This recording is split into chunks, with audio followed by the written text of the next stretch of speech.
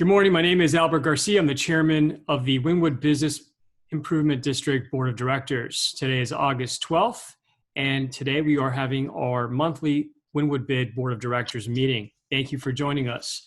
Before we begin, subject to an executive order issued by the Florida governor, we are required to read the following statement. Following my statement, you'll hear from our city attorney, and then we will commence our meeting. For those of you that would like to follow along at home or in the office or wherever you may be joining us today, feel free to visit us online at wynwoodmiami.com/virtual meeting to find the agenda for today's meeting, as well as instructions on how to participate if you are interested in submitting public comments.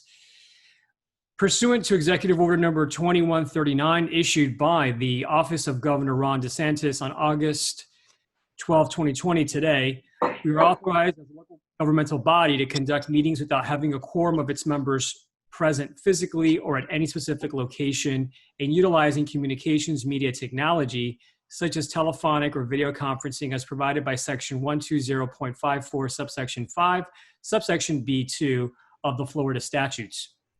Procedures for the public comment will be explained by the city attorney shortly.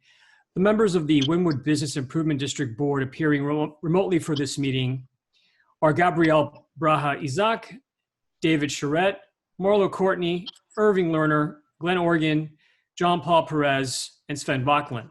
Also appearing remotely are Manny Gonzalez, the Wynwood Bid Executive Director, and Danny Diaz, the City Attorney. Mr. City Attorney, please state the procedures to be followed during this meeting. Thank you, Mr. Chair. Any person who is a lobbyist pursuant to Chapter 2, Article 6 of the City Code must register with the City Clerk and comply with related city requirements for lobbyists before appearing before the bid. A person may not lobby a city official, board member, or staff member until registering. A copy of the code section about lobbyists is available in the City Clerk's office or online at www.municode.com. In accordance with Section 2-888, written notice of this virtual meeting was provided to the City Clerk at least 7 days prior to this virtual meeting. Since this is a virtual meeting as authorized by the Governor of the State of Florida, members of the public wishing to address the body may do so by visiting wynwoodmiami.com/virtual meeting to submit their written comments via the online comment form. Members of the public may also call 786-610-4830 to provide comments via the dedicated Wynwood Bid public comment voicemail. All comments submitted will be included as part of the public record for this virtual meeting and will be considered by the bid prior to taking any action. The bid will accommodate any speakers desiring to appear in person, subject to all applicable emergency measures in place to prevent the further spread of COVID-19. Speakers who appear in person will be subject to screening for symptoms of COVID-19. Any persons exhibiting any symptoms of COVID-19 will not be permitted to enter the bid office. All interested parties are required to abide by all state, county, and local emergency orders and are urged to remain at home and practice social distancing. If the proposition is being continued or rescheduled, the opportunity to be heard may be at such later date before the bid takes action on such proposition. When addressing the bid, the member of the public must first state his or her name, his or her address, and what item they will be speaking about. When the bid takes action or votes on any proposition before it, it shall do so by roll call vote, and such will be recorded by the executive director and included in the record. Please silence all cell phones and other noise-making devices. Any persons with a disability requiring assistance, auxiliary aids, and services for this meeting may notify the city clerk and/or bid executive director. Please note bid board members have generally been briefed by bid staff and/or the city attorney's office on items on the agenda today. The bid is using Zoom to hold its August 12th, 2020 virtual meeting. Zoom is a cloud platform for video and audio conferencing, collaboration, chat, and webinars across mobile devices, desktops, telephones, and room systems. In order to ensure that the public has the ability to view the meeting, the bid will broadcast the meeting, and the meeting can be viewed live on Miami TV at miamigov.com/TV, through the bid's Facebook page at facebook.com/WynwoodMiami, and on Comcast Channel 77 within the city of Miami. The broadcast will also have closed captioning. Additionally, the bid has not selected a virtual platform that requires the public to purchase or download any additional software equipment to watch this meeting. Aside from the Zoom platform and that the participants will be appearing remotely, the public will have no discernible difference in their ability to watch the meeting. The bid has developed several new methods to ensure public comment for this virtual meeting. It has established the following two options. First, the bid's new option allows the public to provide public comment via the dedicated bid public comment voicemail by calling 786-610-4830, where individuals will be able to leave up to a 2-minute message that will be played during the virtual bid meeting. The second new option allows for the public to submit comments via the bid's online comment form. The comments submitted through the comment form have been distributed to the board members and bid staff throughout the day so that the bid board members can consider the comments prior to taking any official action. Additionally, the online comment form will remain open during the meeting to accept comments and distribute to the bid board members up until the chairman closes public comment. For all the aforementioned options, all the comments received will be included in the public record for this meeting. For these two new options, the bid also created a simple set of instructions explaining how the public may submit their comments with either option. Those instructions were provided in the notice to the public and published online at wynwoodmiami.com/virtual meeting. Additionally, like any other bid meeting, the public may provide public comment at the bid's office. The bid set up a terminal in the event members of the public travel to the bid office to provide such public comment. However, due to COVID-19, all speakers desiring to appear in person will be subject to all applicable emergency measures in place to prevent the further spread of COVID-19. Speakers who appear in person will be subject to screenings for symptoms of COVID-19. Any persons exhibiting symptoms, as aforementioned, of COVID-19 will not be permitted to enter the bid office, but will be able to participate through the other aforementioned options described above. These public comment options established and provided for this virtual meeting comply with Section 286.011 and Section 120.54 of the Florida statutes. The bid is published in agenda as well as included in the notice of the public pursuant to our city code and the items and topics that will be discussed at this virtual meeting. Additionally, the public has been given the opportunity to provide public comment during the meeting at the terminal at the bid office and online on the public comment form, and within reasonable proximity in time before the meeting and during via the public comment voicemail and online public comment form. Moreover, Section 286.0114, subsection 4C of the Florida statutes specifically authorizes the bid to, quote, prescribe procedures or forms for an individual to use in order to inform the board or commission of a desire to be heard, to indicate his or her support, opposition, or neutrality on a proposition, end quote. The bid, through its various public comment options, has provided these procedures to and forms to indicate, among other things, his or her support, opposition, or neutrality on the items and topics to be discussed at this virtual bid meeting. The bid provided information on how to submit its comments in the notice of the public on its dedicated webpage and via its social media channels. Mr. Chairman, are you comfortable with all the notice provisions set forth and these uniform rules and procedures we've established for this virtual meeting? Yes, sir. Thank you, Mr. Chair. Thank you, Mr. City Attorney. And with that, we're going to commence our board meeting today. So first on our agenda, we have the approval of the July 8th minutes. Those have been circulated to all of the board members via your packet prior to today's board meeting. So please take a moment to review those minutes. And in the meantime, we'll just ask Manny to give us a quick synopsis of any of the items contained therein while we afford you an opportunity to review. And then, of course, we'll entertain a motion to approve the minutes. Thank you, Mr. Chairman. So over on page 5, we're going to find the first bullet point, which has been just an update on the restaurant recovery program. You'll actually hear some backup later on in the meeting. Lower then, you're going to notice that there's a bullet point that the bid requested funds for current fiscal year for phase 1 of the wayfinding initiative. Within your packet, you're also going to find the executed proposal. On page 6, there's reference over an encampment on Northwest off 2nd Avenue and 21st. Alec will provide some update on what was addressed on behalf of the Wynwood bid and the city of Miami. And then over on page 8, reference motion 2, that passed on July 9th at City Commission. And then over, that's about it that I have on action items. The majority of them will be discussed later on in the meeting during the executive director report. Thank you. Thank you, Manny. I'll ask Chris to bring us back on the screen together. And are there any questions or comments for Manny regarding the minutes? Okay, seeing none, is there a motion to approve the minutes? Motion.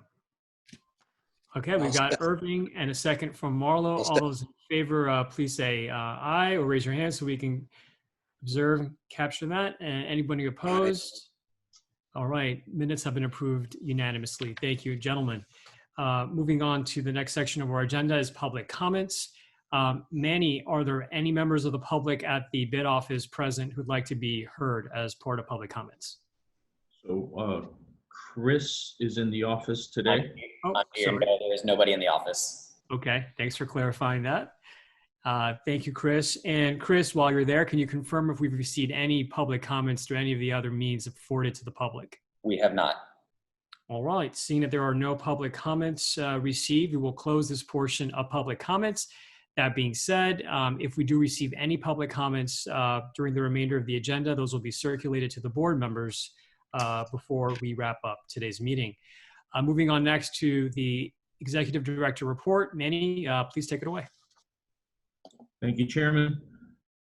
So basically, I'm going to begin with the attachments. The City of Miami recovery statistics, just to give you an update on what the Wynwood bid has been doing. Attached is you're going to find a City of Miami recovery report dated July 30th. What you're going to find are metrics that the city uses to oversee the development of business during this pandemic. Some of the highlights within the report, you're going to show that parking revenue in Wynwood is behind only Brickell, which is expected because of the foot mark, but we are number 2. The trend also shows an upward trend. You're going to notice that certificate of uses for general commercial buildings are number 1. General commercial in general is number 2. Multifamily housing is number 3. So office right now, certificate of uses is the number 1 metric that's being counted at the city. Hotel demand, you're going to see the statistics there. It's still the same from June 7th to July 19th. You're going to see the demand, occupancy, and revenue that's being reported. Domestic flights at the lowest, you're going to notice April was the month that everything was rock bottom. It has begun to increase from 47K to 277K from April to June. However, international flights still remain low. In regards to the dining program, which is also part of the recovery initiative, you're going to find a City of Miami chart that basically outlines all the City of Miami applications that have been submitted on behalf of businesses throughout the city. You're also going to find an internal Wynwood bid form. And you're going to notice that the chart has the addresses, has the number of barriers, permit numbers, and it also has a line item for mosquito dunks that we're putting within all the containers to avoid any outbreaks and the potential that it would ever happen. But because of the temperature of the water, it won't. But we're just being proactive on that. We have 13 participants in Wynwood, and we have another 5 that are in the queue for this week. So I just want to give a special thanks to Leo at Bob's Barricades. The rates that he is giving us are a pandemic partnership.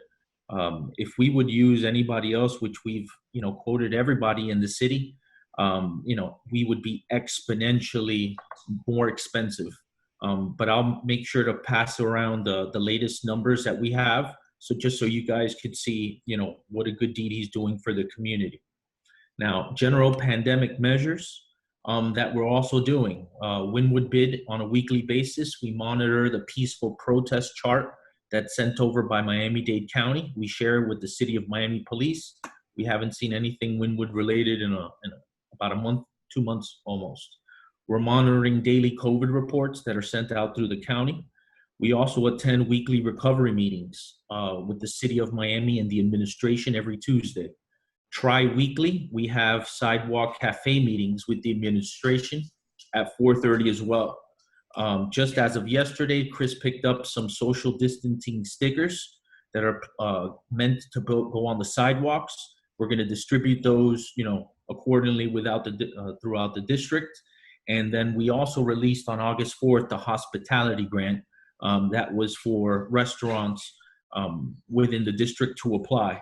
We've also helped some of our members, submit because there are some technical difficulties. We also re-upped our clean team with masks, gloves. We also gave them glasses again. So right now they should all be, there is no reason why they should not be protected out while in the streets. We also requested that they stay separated from each other on each side. In regards to the lease, the LSR was submitted on July 20th.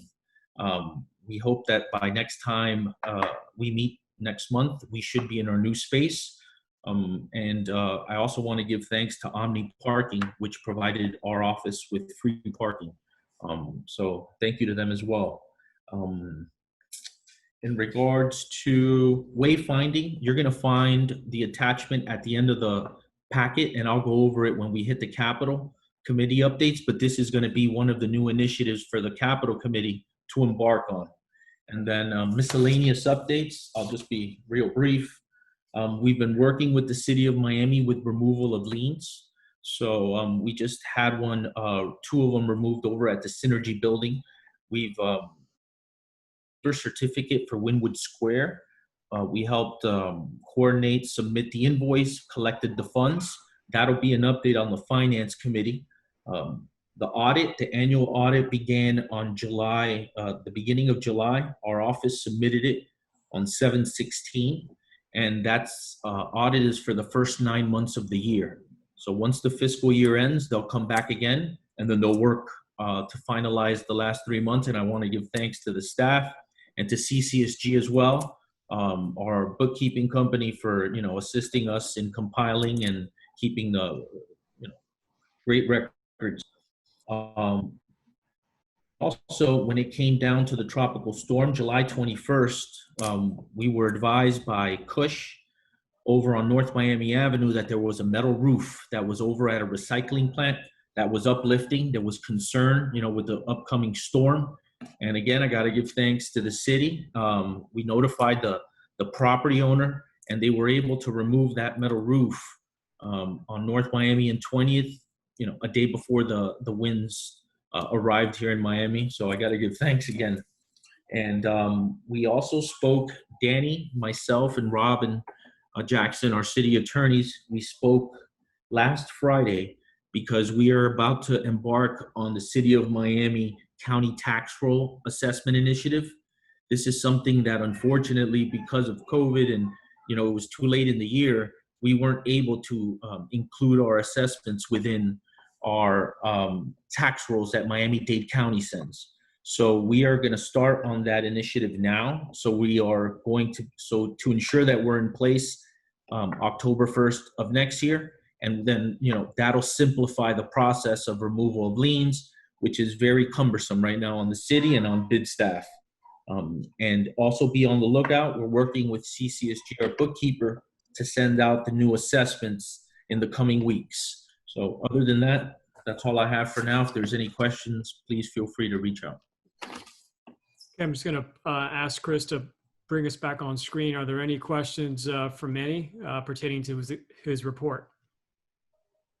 All right, seeing none, we're going to ask Alexander to unmute himself, and he's going to provide us with the project coordinator report. Alexander, take it away.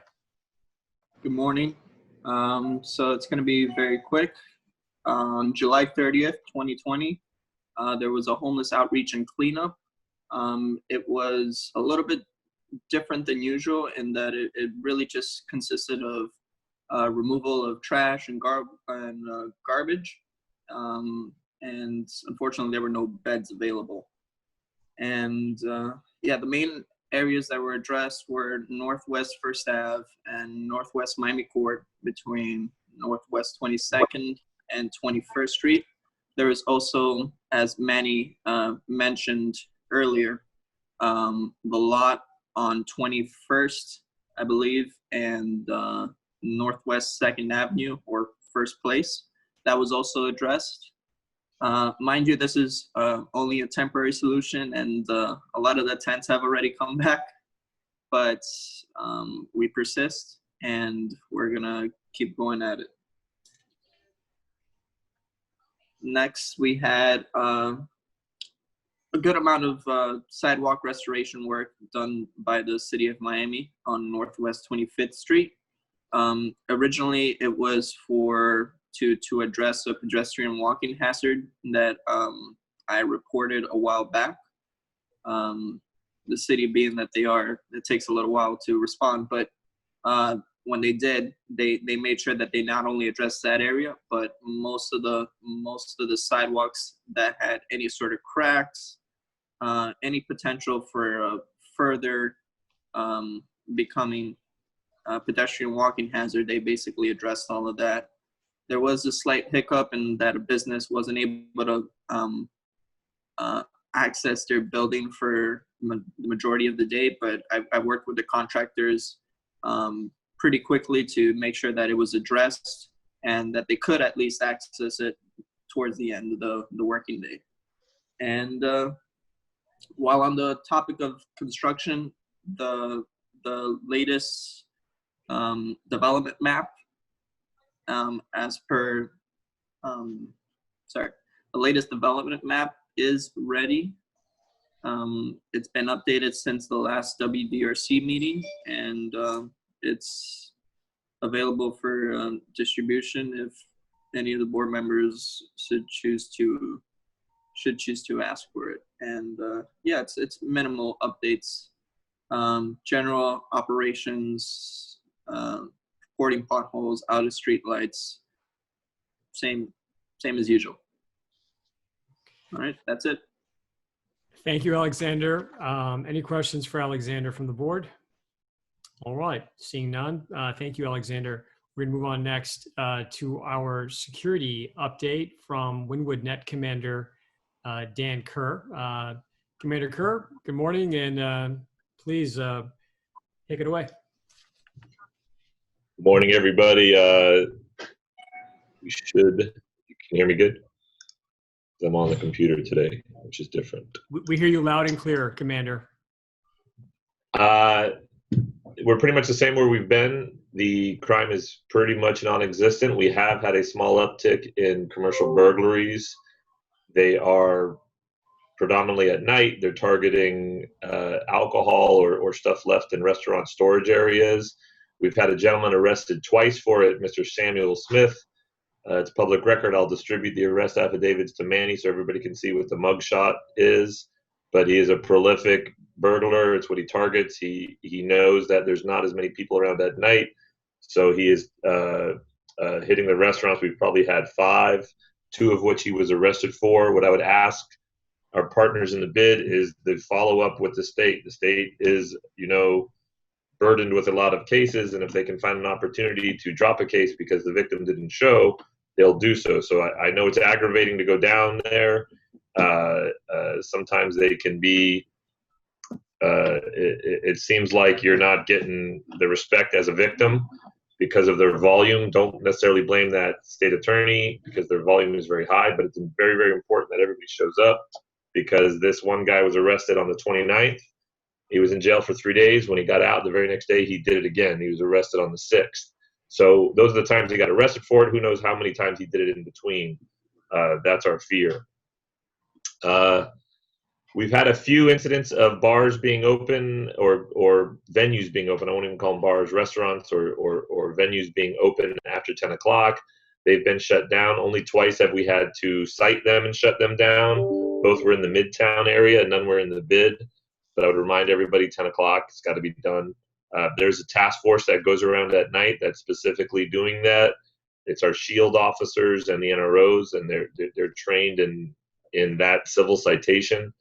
We had one incident just outside the bid on 27th Street where a nightclub, one of the warehouse nightclubs we used to have to deal with years ago, was trying to set up. We stopped that before it started. Thank you to anyone who's getting that social media stuff and sending it to me. If you see something being advertised on social media that you know is outside of the rules of the new norm rules, let me know and we'll have somebody go by there. We are getting increased activity on 2nd Avenue, particularly in the daytime. There is, thankfully, I have my beat officers back starting last week. That'll be actually out there in the daytime and afternoons. We have about half of them still deployed to the demonstrations that are daily downtown Miami, occasionally at the state attorney's office. Sometimes they go over. Yesterday they went into the Grove to the actual state attorney's home.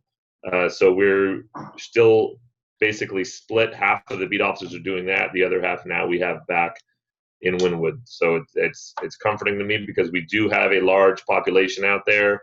We're doing traffic enforcement because there's less people walking around. The cars are flying up and down 2nd Avenue ridiculously. We've had a couple of accidents. So we're ramping up traffic enforcement on 29th Street and on 2nd Avenue and doing that mask outreach. And the mask thing is a sensitive topic with the officers, with the citizens, and a lot of our tourists don't really understand it.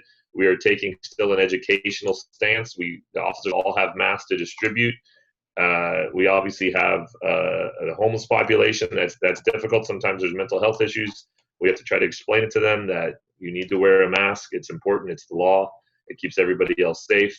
So that's been a struggle for us. What I'm imparting on the officers is to educate, distribute the masks, and if you get resistance, if somebody says, I'm not wearing a mask for whether political reasons or medical reasons or whatever it is, explain to them the law, explain to them that they could be subject to the $100 fine and subject to arrest, and encourage them to do so.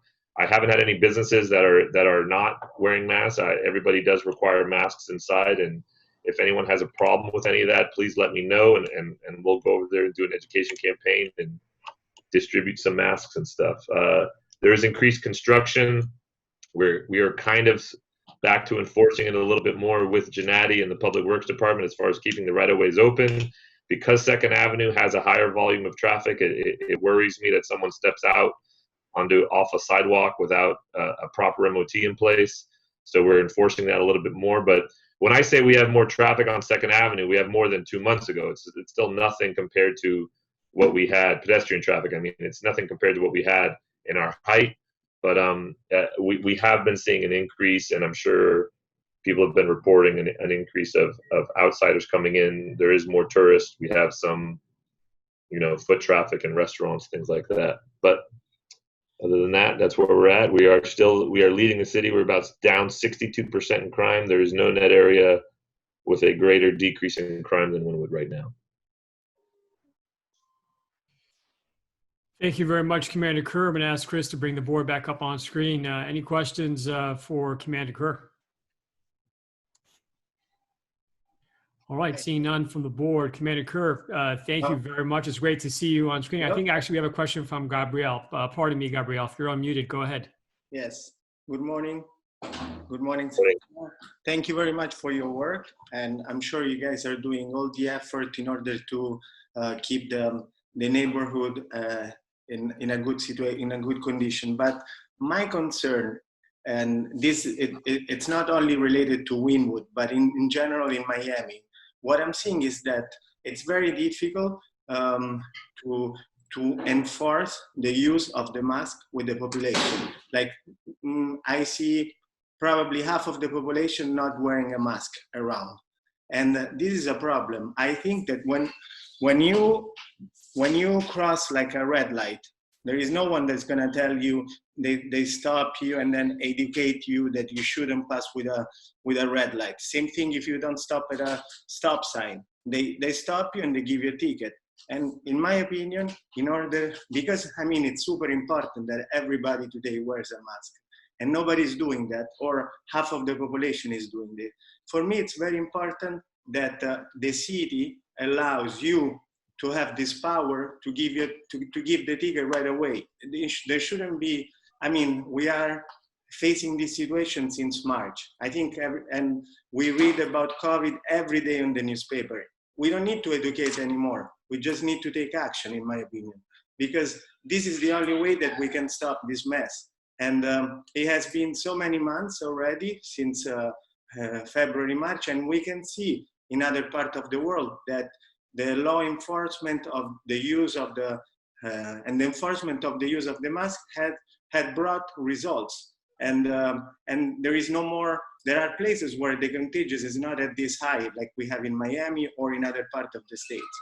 So I think it's not your fault, but I think you should be empowered to give a ticket right away. The same way that if I don't stop at a stop sign, like they gave me a ticket right away. And this way people will understand and will learn, because in this case, we're talking about health. We're not talking about just some rules. It's important because otherwise we're never gonna end this situation, in my opinion. I agree with you. Certainly I strive every day to depoliticize it. So I don't want the officers to have an opinion about, whether the mask is right or wrong or any of those things. It's the law and they have to enforce it, and they will. It's difficult in that there's a lot of exceptions to it. Eating, drinking, smoking hurts us because every person walking down Second Avenue has a bottle of water. I certainly I don't tolerate anyone that we know knows. So if you're walking down the street and you're one of the guys I see every day and you're not wearing a mask, we're going to issue that ticket. And if it's a tourist or it's a group of tourists walking down and they don't even have them with them, I'm really worried about that, because how are you even out here and you're not aware that there's a mask mandate in the city of Miami? Flip side to that is that there's areas in the county that it's not necessarily mandated. There's different municipalities that don't enforce it to the vigor that the city of Miami does. So what is the ultimate goal? The ultimate goal is for all of us to wear the masks, So if that means increased and harsher enforcement, I'm prepared to do it. It's difficult when I'm on 25th Street and there's a number of tables along the sidewalk and everybody's eating and drinking and no mask, because you obviously can't. And then there's people walking by and we're telling them to wear a mask and they point 10 feet over and they say that guy doesn't have a mask. That's difficult. The homeless situation is difficult too, because remember, this is enforced for everybody. Just because you're homeless doesn't mean you don't have to wear a mask. It's not easy. I'll say that it's not easy, but I agree with you. I think the number one enforcement is that.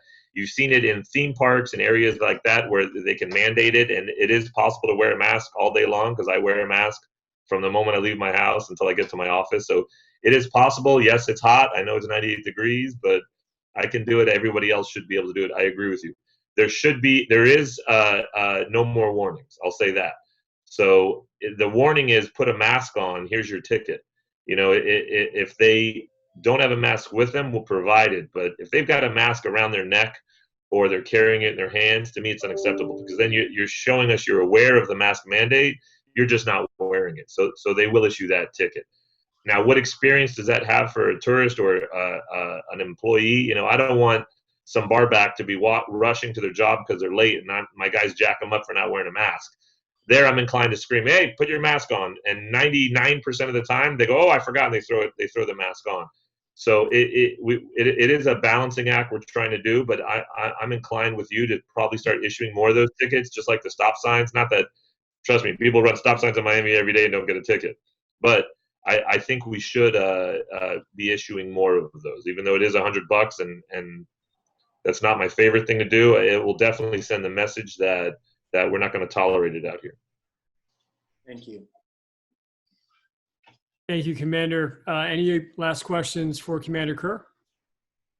All right, Commander Kerr, it's great to see you virtually as well. So thank you for the update. We appreciate it. And thank you again for all of your work and that of the entire police department. We greatly appreciate it. Can't wait for Halloween. Stay tuned for that, right? Okay. Yeah, right. Okay, Well, see you, everybody. Commander, we'll see you later. We're going to move on next on the agenda to finance, and we're going to hand it off to Manny to walk us through that portion of the agenda. Manny, please take it away. Chairman. So over on Finance Department, first item is going to be the update on the budget submittal. So you're going to find the internal City of Miami resolution form, it's R200361. It's going to be the number. It's also you're going to find a new form, which is the City of Miami internal budget form. This is a form that the City of Miami requires as their general template. It's going to be the first 2 pages, and it gives you actuals from 2016 all the way to the future current year, so you could see the historical trend. This is what our commissioners and administration review. And then you're going to find our detailed budget form that we used at our last board meeting that also accompanies that submittal to the city. And that those budget totals ran from October 1st, 2019 to June 2nd. So in regards to budget, that is what we have in store. We should be presenting, I believe, the second week in September for approval. You're also going to find the backup to some of the backup documentation to the audit that was requested. So in addition to, internal documentation, they start selecting items in which they need backup. and they need, the proper procedures that were followed. And you're going to find some of the selections that were done there. That was completed July 22nd, and they'll come back for the remaining 3 months once the fiscal year ends. This is also a city requirement. The Wynwood bid has had clean audits since its inception, so we forecast another clean audit for this year. You're also going to find a trust fund and parking waiver summary. So just to walk you through the form, right now in our trust fund, we have about $1 million. Now, what happens is the city of Miami requires 10% reserves. So right now we're about at 907,000. We've also sent out an invoice for the Arlo Hotel. As you can see the total there. So that we are expecting prior to the fiscal year ending. So that's going to add to this healthy fund. However, the better news is that we have about 142 waivers that are in the queue that are either going to hit this fiscal year, or hopefully they're going to hit, October 1st. So we could continue the good trend next year. And that's for about 4 different projects that are on deck. So if we do the math at 12,000, that's a healthy total. When it comes down to the public benefit trust fund, you're going to find the totals right there right now. We have about $1.759 million in the fund. We've also just cleared a new check for about 1.6 million. So right now that fund is increasing at a healthy level. We've also just sent an invoice on July 22nd for an additional 52,000 for public trust fund money. So that right now is the update that we're going to have. That 3 million is what we are going to bring into our account in order to create an income generator, while the city and the bid, coordinate the creation of the committees that are going to oversee the expenditure of the funds. Now, in regards to the consolidated statements, I literally got them yesterday late afternoon. I haven't had a chance to review. I will review today, and I will send it over to the board for review. And if you have any questions, please feel free to, write them down in email, and myself and the bookkeeper will work on that. Other than that, we're also working with the city of Miami to not expedite, but make more efficient the parking waiver application. Similar to like Coconut Grove, we want to add some steps. We want to reference the new office location and make it a little bit easier for the applicants to understand where they need to go and what they need to do prior to the payment of the funds. So that's another big initiative that we're doing with our friends over at the city. And that's all I have right now for finance, if anybody has any questions. Thank you, Manny. We're going to ask Chris to bring the board back up on screen. Any questions for Manny regarding capital? Fine. Okay. Seeing none, Manny, thank you for that update. Next, we're going to move on to the marketing and economic development portion of our agenda. The first item on our agenda is the City of Miami Digital Kiosk Initiative. The folks behind this program are running a little late. So I'm going to ask the board just to give us a little bit of discretion to come back to this particular item later on the agenda when they do join us virtually. So we're going to skip over that, and we're going to go right up to the marketing coordinator report. So I'm going to ask Chris to walk us through what he's been working on the last couple of weeks. Thanks, Albert. Once I can get everything up on the screen.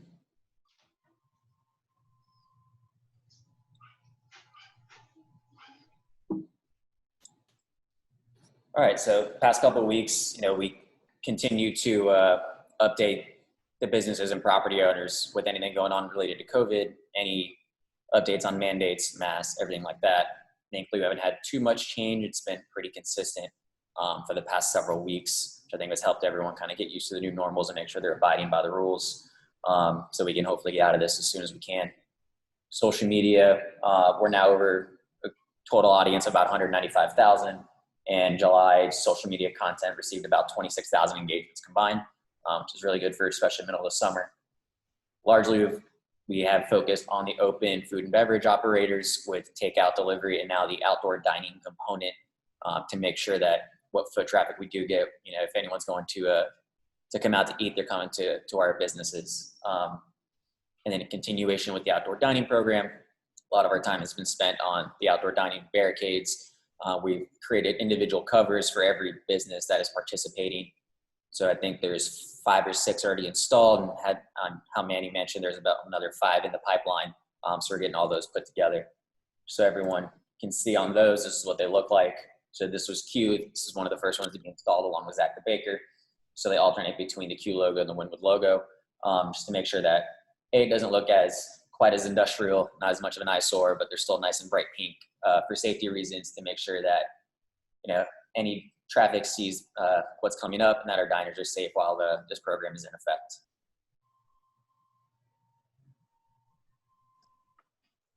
And then that's all I have on the marketing side. Thank you, Chris. We're going to bring in the team from Kivit. I believe we have Taylor with us, and I know Kelly's also here as well if we need her. So I'm going to ask Chris to pull them in to provide us with the Kivit PR update.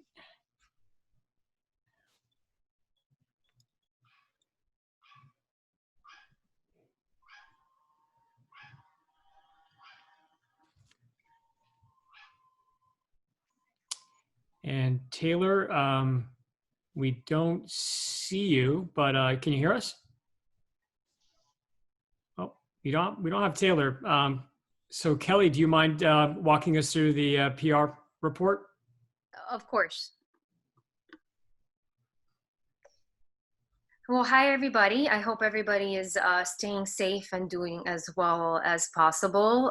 We wanted to just share some high-level takeaways from the work we've been doing over the last month and what we'll be working on in the weeks ahead.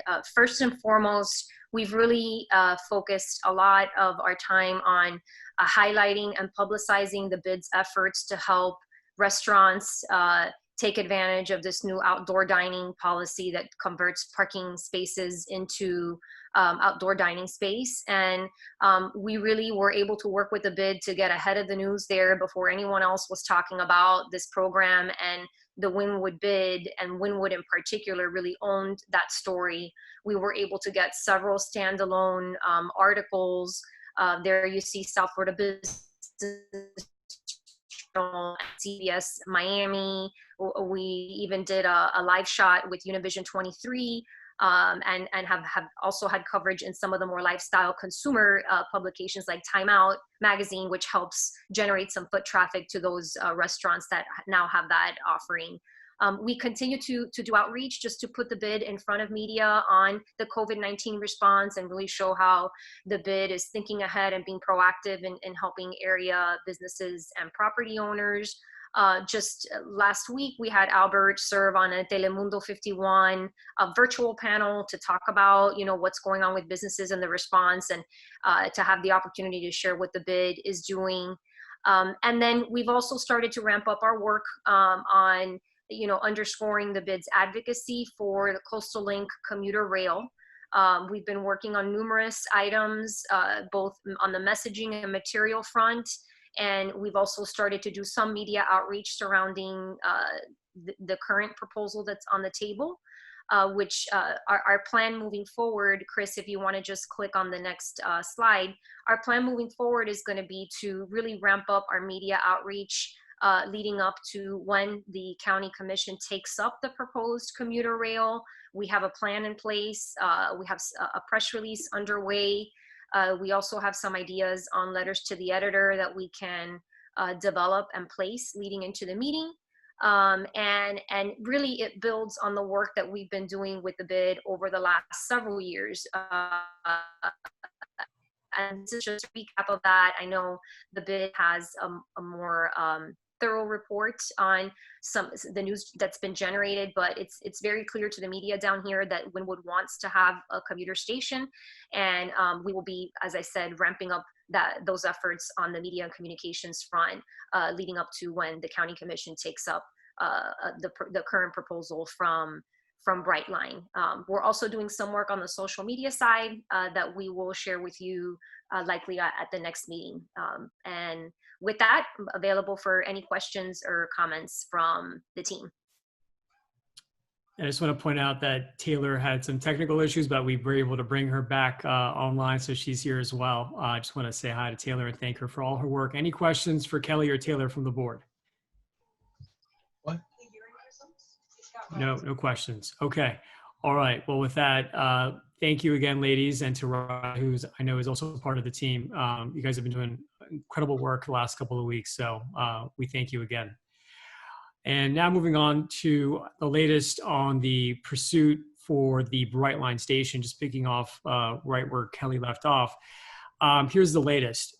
So the conversations between Brightline and Miami-Dade County have been moving along very productively in a very positive manner, I'm happy to share, to the point where right now they're finalizing their memorandum of understanding between the various departments at the county and the private partner in Brightline.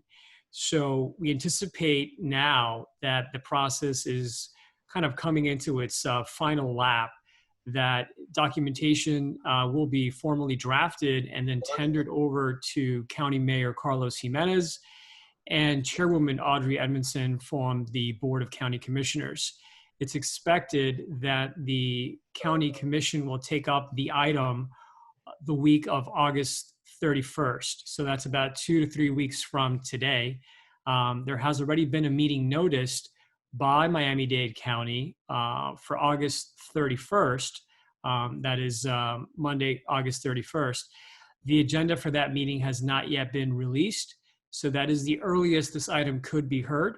So we are now getting ready to focus our efforts on, of course, getting all of our advocacy in line to express not only our great enthusiasm for a station, but also we've galvanized close to about 30 community organizations throughout Miami-Dade County that are in support of commuter rail. And we are going to help bring all of those different groups together and ensure that both the mayor and the commission are aware of the overwhelming support in our entire community, beyond Wynwood, of course, for commuter rail. So we will certainly keep you posted. There's going to be a variety of initiatives that we're going to be rolling out through advocacy channels, as well as a ramped up digital campaign and PR efforts to raise awareness from the general public.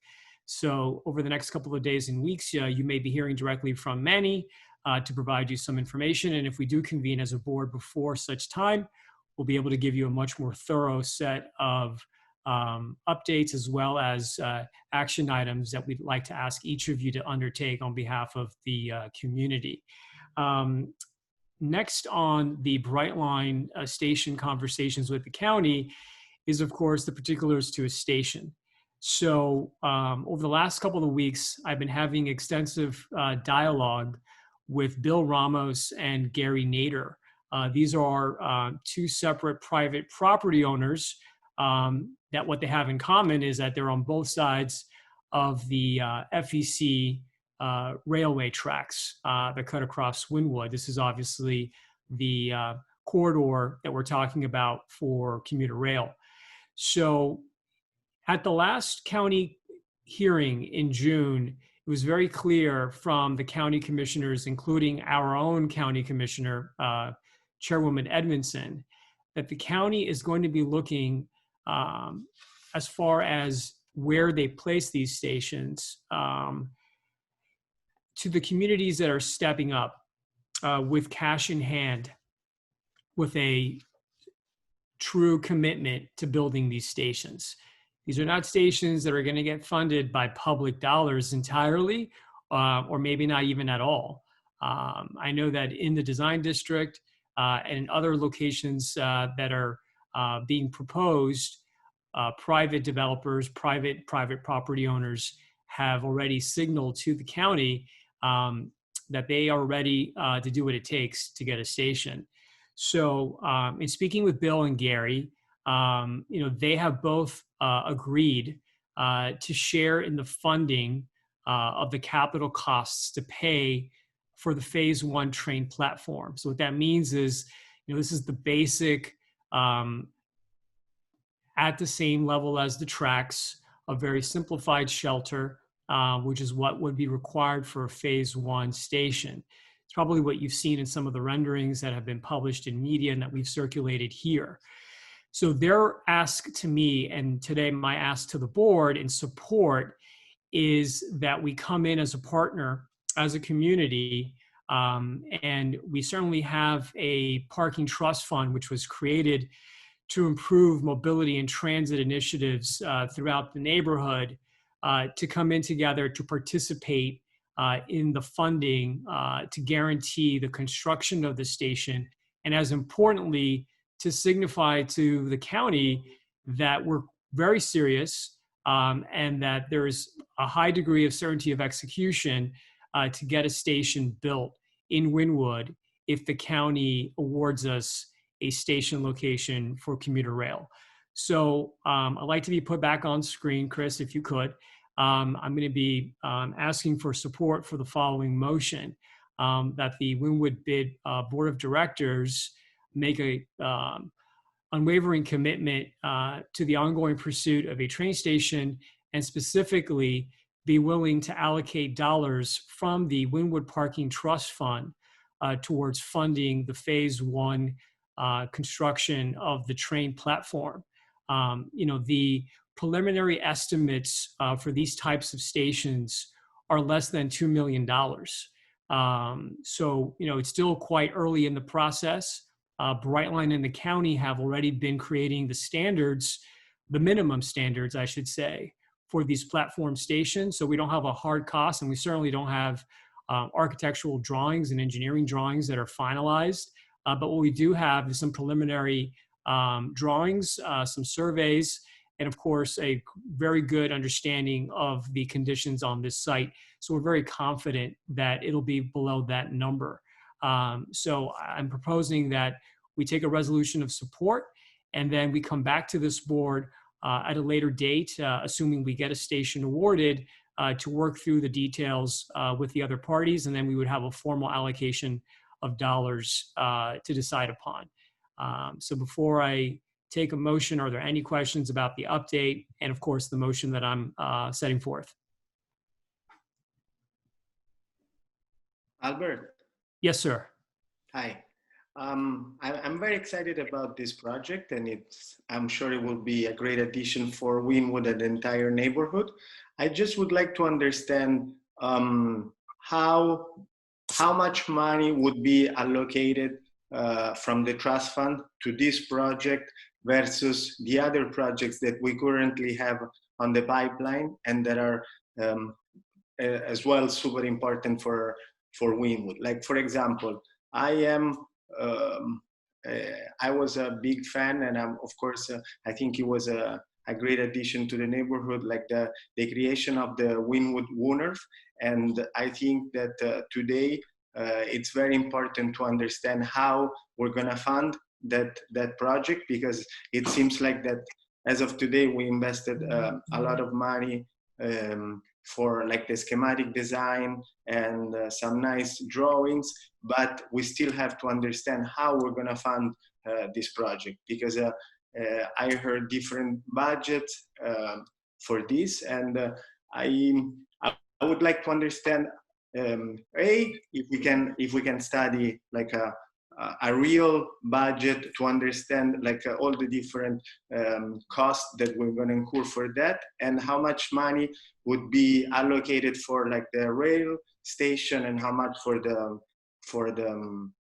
the trust fund, and how much for like all the owners that are going to be created in the area. Sure. Thank you for that question, Gabrielle. So we are going to talk about Wynwood's funding, particular to not only the Wynwood's, but the Streetscape Master Plan, as part of our planning update and presentation from David Snow in a few moments. So what we're talking about here and now is dollars that are allocated specific to mobility transit initiatives. And this would be coming out of the Wynwood Parking Trust Fund. So we're not allocating dollars today. what we are being asked and what I'm asking of the board is to endorse the notion that there is a commitment from this organization towards bringing a transit station to Wynwood. And as part of that commitment, to include a commitment to be a partner in the capital stack to guarantee that a station will be built. Absent any sort of commitment from this organization today, I want to be very clear, it will absolutely lessen the odds that we will get a station. As I mentioned at the top of my update, the commission has made it very clear that communities that are prepared to step up with cash commitments to fund the construction of a station are the ones that are most likely going to get a station. So time is of the essence, as the item will be heard in the next 2 weeks. We will certainly come back, and there will be plenty of conversations about details and funding and details as to how much and how little the board would like to allocate. So we're not doing a hard allocation, to be very clear. I hope that answers your question. So there are two different type of budgets, one for the mobility and one for, so the WUNRF, it's not part of the mobility? No, so we also have a public benefits trust fund, and there's also a right-of-way trust fund that is being created as part of the upcoming NRD2 amendments that will be exclusively allocated to funding improvements in the right-of-way, which are specific to WUNRF's sidewalks and other conditions in the right-of-way. So I just want to make clear that we're not necessarily taking away dollars from a WUNRF or a streetscape master plan implementation with this particular topic. They're very different. I think it's very important. So I would agree. I think we should, we're not committing a specific dollar amount. That'll all come out in the details later.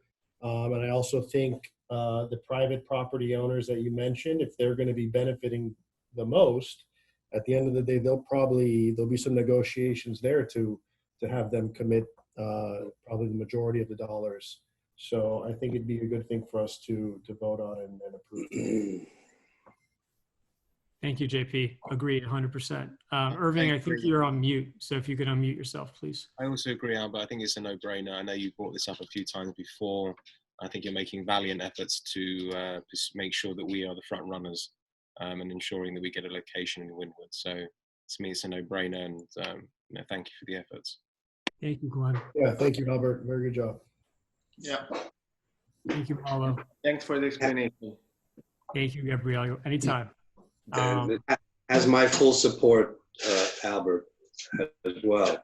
The initiative and the conversations you're having with the private property owners, I think, is a great step forward to get this initiative accomplished. Thank you. Thank you, Marlo. Very exciting. I think it's very exciting for the neighborhood, and looking forward to it. I think we need it. It'll be great. Awesome. All right, David as well. There you go. All right, so with that, just to kind of restate the motion, this is a motion of renewed commitment and support to the pursuit of a commuter rail station in Wynwood to service the Wynwood, Midtown, and Edgewater communities. Furthermore, with a commitment to work with Bill Ramos, Gary Nader, and the other partners on the private side to come together with the partners in the county to help with the funding costs associated with bringing a phase 1 train station to our community. Is there a motion? I'll make the motion. Marlo's recognized as first. Second. I'll second. JP second. All those in favor, please say aye or signal by raising your hand. Aye. All right, unanimous support. No one's opposing. Let it be noted. Thank you, gentlemen. Motion passes. Certainly, we'll keep you posted. And there will be, starting next Monday, a big unveiling of a variety of other opportunities that we're going to be presenting to the larger community to also contact their commissioners to advocate for the station. So there are a variety of things that we are working on, and we'll continue to keep you posted on our pursuit. Moving on next, we do have the City of Miami Wayfinding Kiosk Initiative, which is still as part of our agenda. And I know that the folks from Ike, who are the purveyors of these kiosks, are now with us. So I'm going to bring them into the virtual room so they can do a presentation for us. While they come in, I just want to give you a quick update and background on how this landed here at the bid.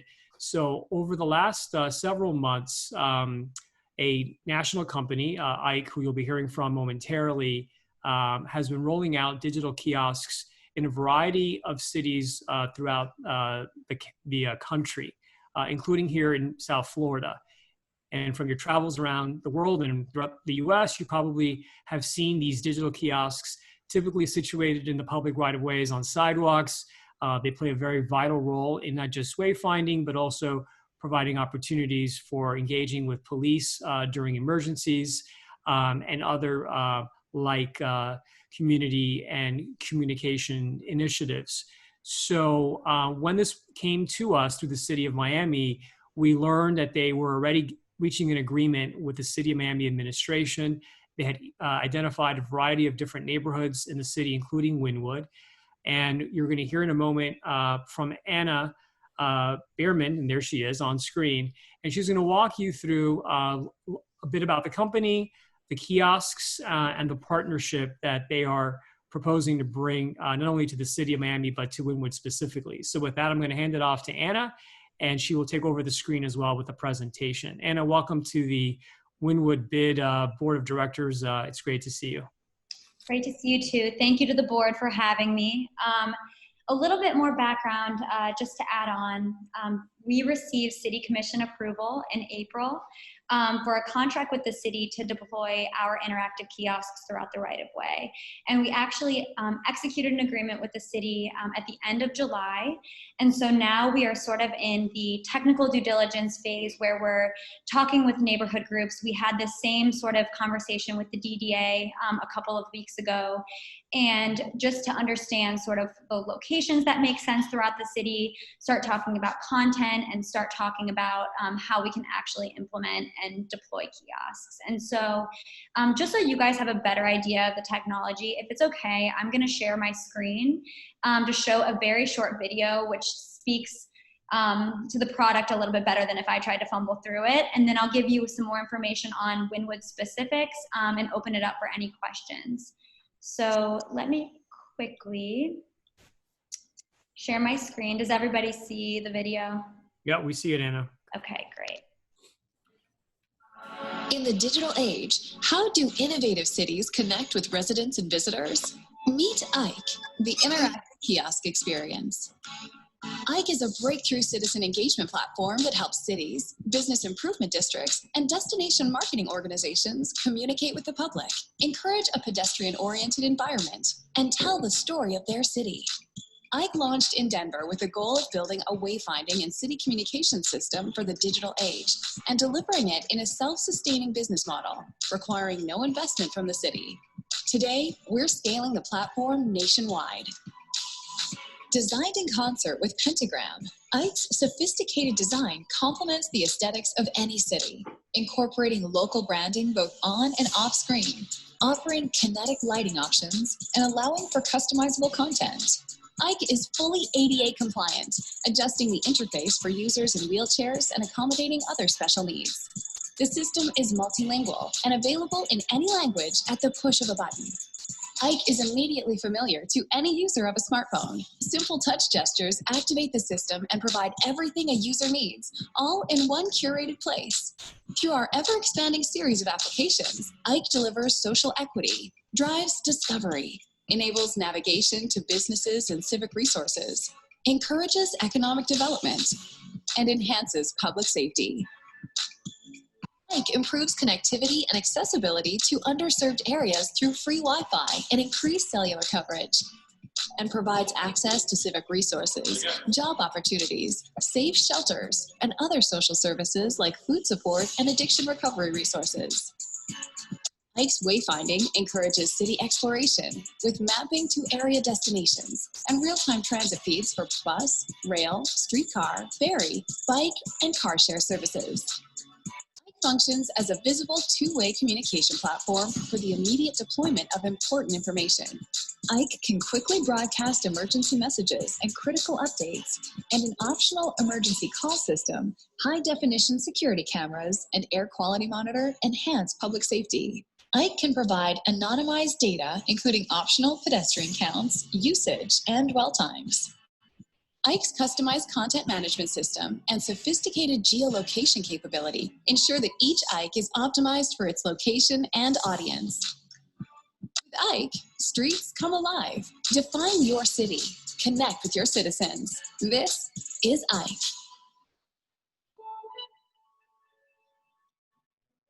Okay, so let me share the presentation. So Anna, just in the interest of time, because we didn't know you were going to show a video as well, I'll just ask you if you can consolidate your comments down, because I know that there's going to be some Q&A that we'd like to be able to as well afford the board. Absolutely, I can keep this really short. I just want to make one quick point, which I know is something that will come up, which is that this program costs absolutely nothing to the city or to the Wynwood bid. We are able to drive and sustain our business model through advertising on the kiosks when the kiosks are not in use. And actually a portion of the revenue that we generate is shared back with the city, as well as distributed to organizations like the Wynwood bid. Quickly, the benefits that we really see to Wynwood is that our kiosks highlight every local option without leaving any option out. So we have our in-house software engineers have made a proprietary software system where basically everything that pulls into each kiosk is geo-aware and specific to that individual kiosk location. So all of the restaurants and businesses in the area will be sorted based on proximity on the kiosk and will be unique to that one location. We also think that it will complement any existing wayfinding signage that you guys are implementing, as well as supplement any emergency functionality, because we do have optional emergency cameras, as well as an emergency call button that creates two-way communication between the dispatcher and the pedestrian. We also have a lot of really cool ideas on how to enhance the Wynwood brand. We think that you guys have the strongest brand in Miami. We are enamored by it, and we think that there's a lot of compelling things we can do through on-screen content, as well as vinyl applications to really make it cohesive and fit your brand.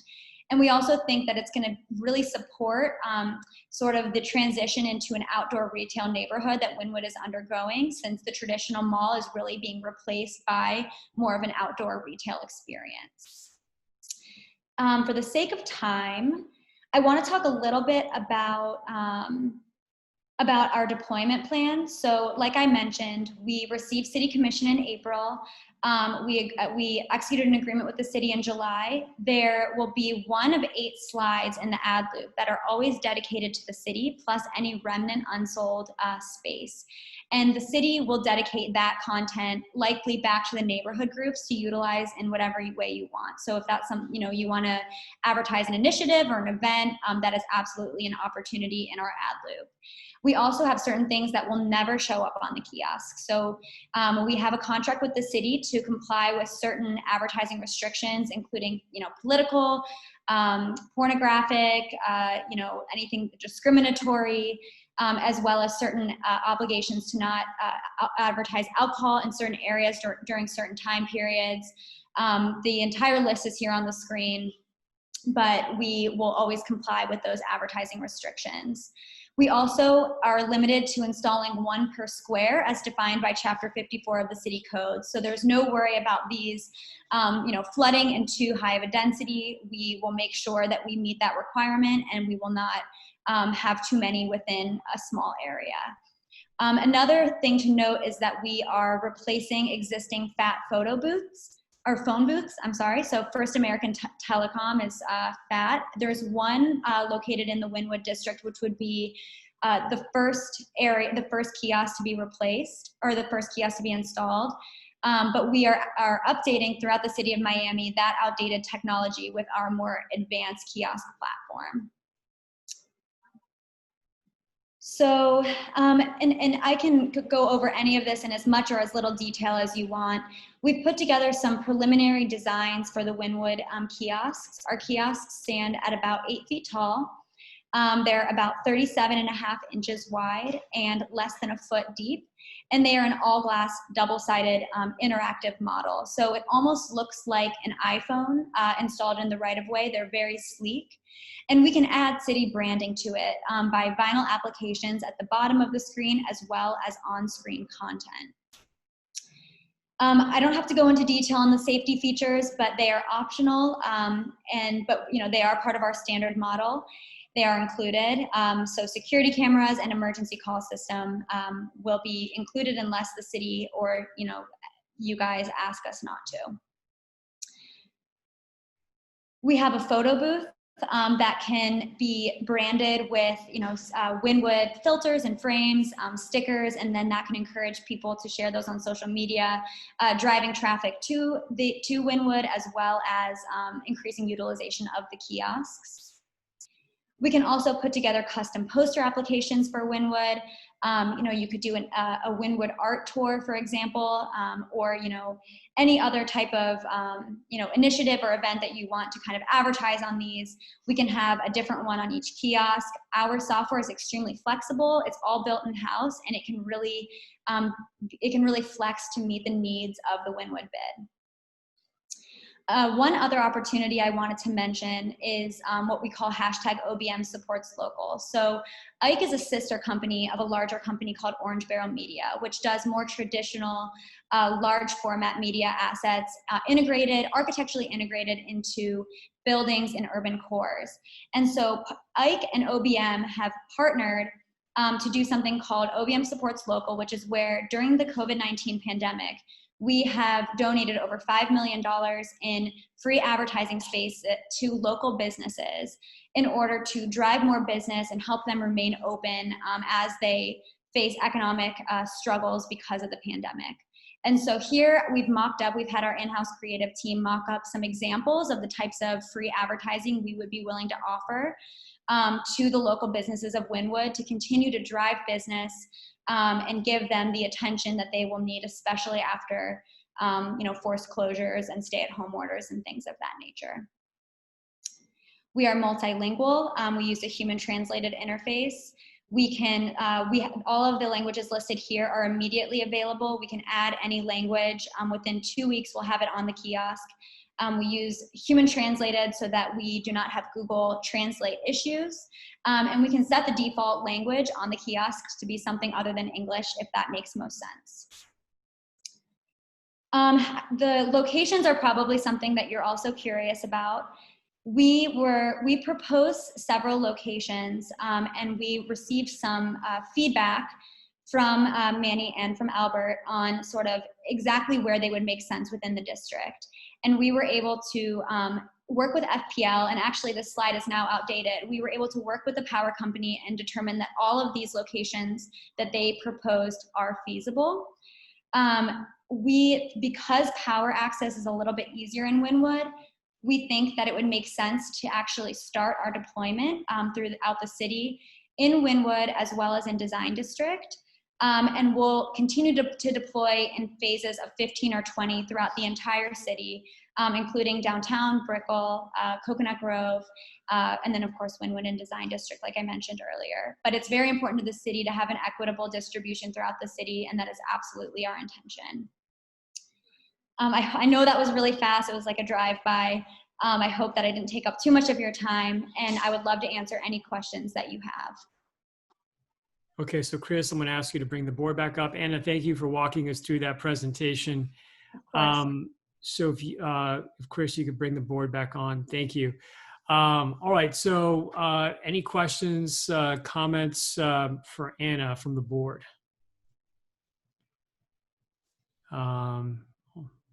Okay, I don't see any, which I guess is a good thing. Irving, I think you have your hands up. You want to go ahead and unmute yourself? Okay, can you hear me? Yep, yeah, we hear you. Hi, Anna. Thank you for the presentation.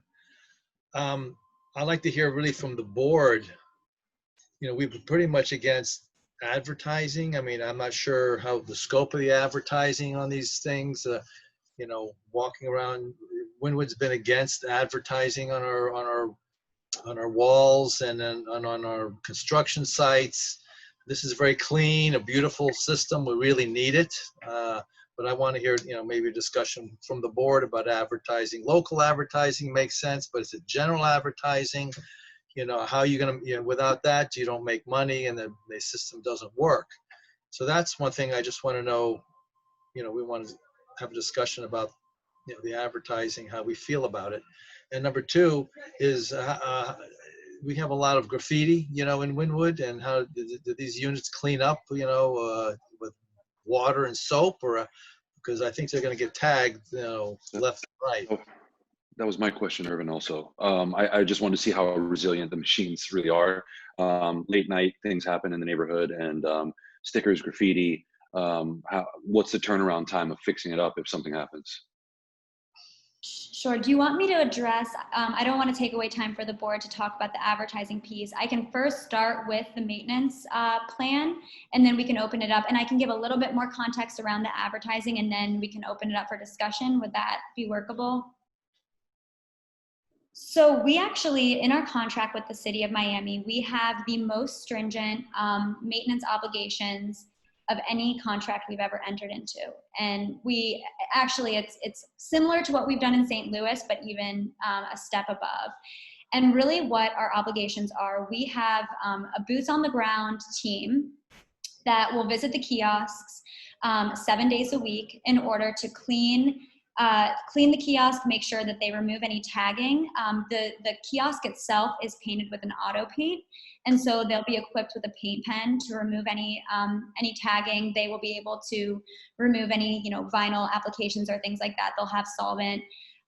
They're also able to, at that time, they'll be cleaning the interface. They'll be treating the screen with a photocatalytic coating, so that no virus can actually live on the screen in light of the virus.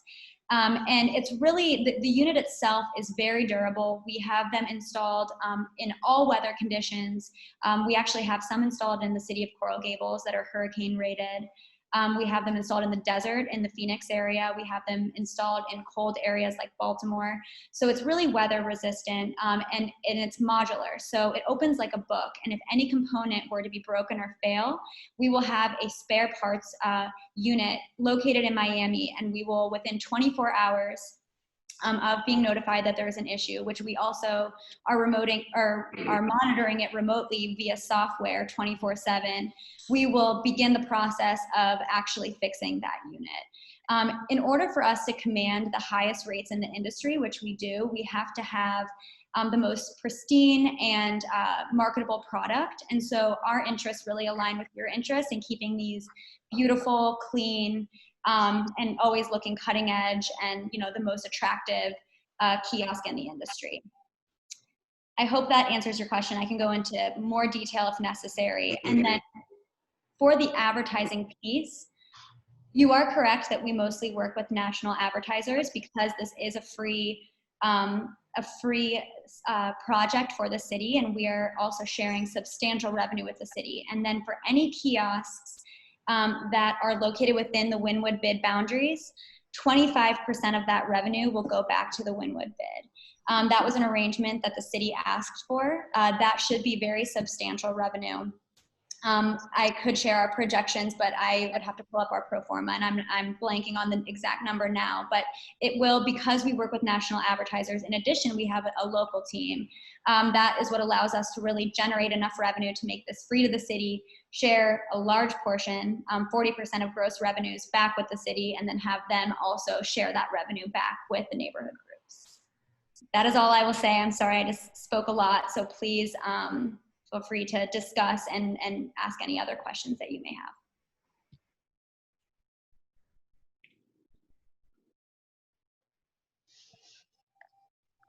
So I think, Irving, I hear you on your comment, and certainly I think it's a reasonable comment nonetheless. So do any other board members want to opine on that? I see David Sure had his hands up, so we'll just start with him. a little bit of a tangent in that I've seen these in other cities or something similar. And one of the great things in places like Manhattan, where they're taking over old telephone booths, which are blight, and using those locations, like in Lincoln Center and other locations, I think it's really positive. I also like the idea of like a potential Amber Alert be able to come up on the screen. And one of my questions is security cameras, could they integrate into the city of Miami as well? But going back to, I think what Irving brought up, which is a good question. Revenue is good.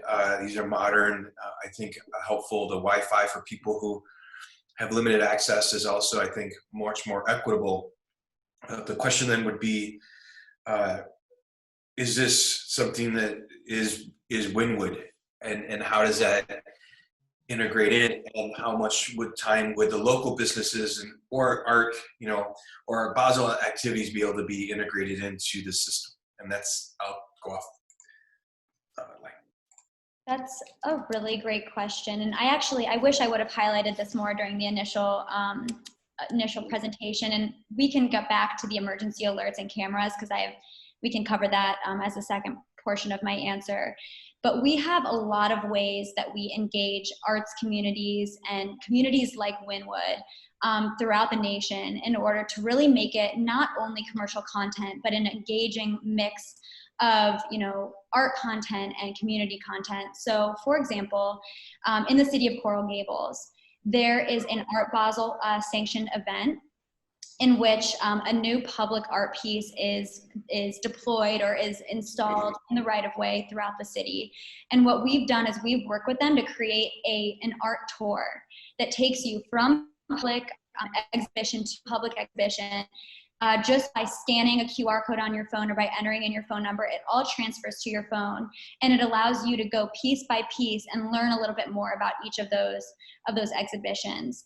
We recently hired Corey Faber, who is our Director of Strategic Relationships, and he works specifically, his full focus is to engage the communities we're in, whether through arts institutions. So we have been in conversations with the Perez Art Museum, and several arts institutions in Baltimore, and we've even gone as far as dedicating time on the screen to the arts. So utilizing the ad loop as a public art showcase, so that pedestrians, now that especially because of COVID and museums may not be have their doors open, it brings artwork to the public space so that people walking by can see it. And we've done that not only on our Ike side of our business, but we've put up countless murals and art pieces on our large format signage throughout the country. Art is really at the core of what we do.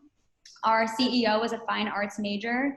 It is really one of our primary focus and market differentiators. And so, if we decide that this makes sense for Wynwood, the first thing I would do is have Corey get on a phone with your marketing team and really talk about how we can make the most engaging content, whether it's, highlighting the Wynwood walls and doing some type of art tour with that, or, whatever it is that makes sense in order to really showcase what Wynwood is all about.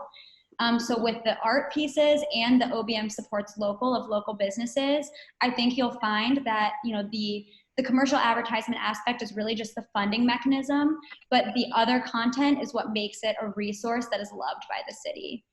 I hope that answered your question, but please feel free to ask me any more questions about that. And then for the emergency alerts and cameras, we do automatically pull in emergency alerts like Amber Alerts. They take over the screen for a period of time, and then they reside in the sign panel of the kiosk until that alert is no longer. So that is a functionality that will be available as soon as we deploy in the city of Miami. And the cameras can be integrated in with any of City of Miami Police's resources. And before we deploy, we'll have a kickoff call with them to make sure that we're talking about what that process looks like, so that it is as much of a resource to them as possible. I have a question. How many, when you say one per square, how many would that equate to in Wynwood? So if I share my screen, I'm not able to share my screen anymore, but on the map, I think we have 13 total locations, and that would be at full deployment. And so that would be about 1 per square. And that's throughout the entire Wynwood boundaries.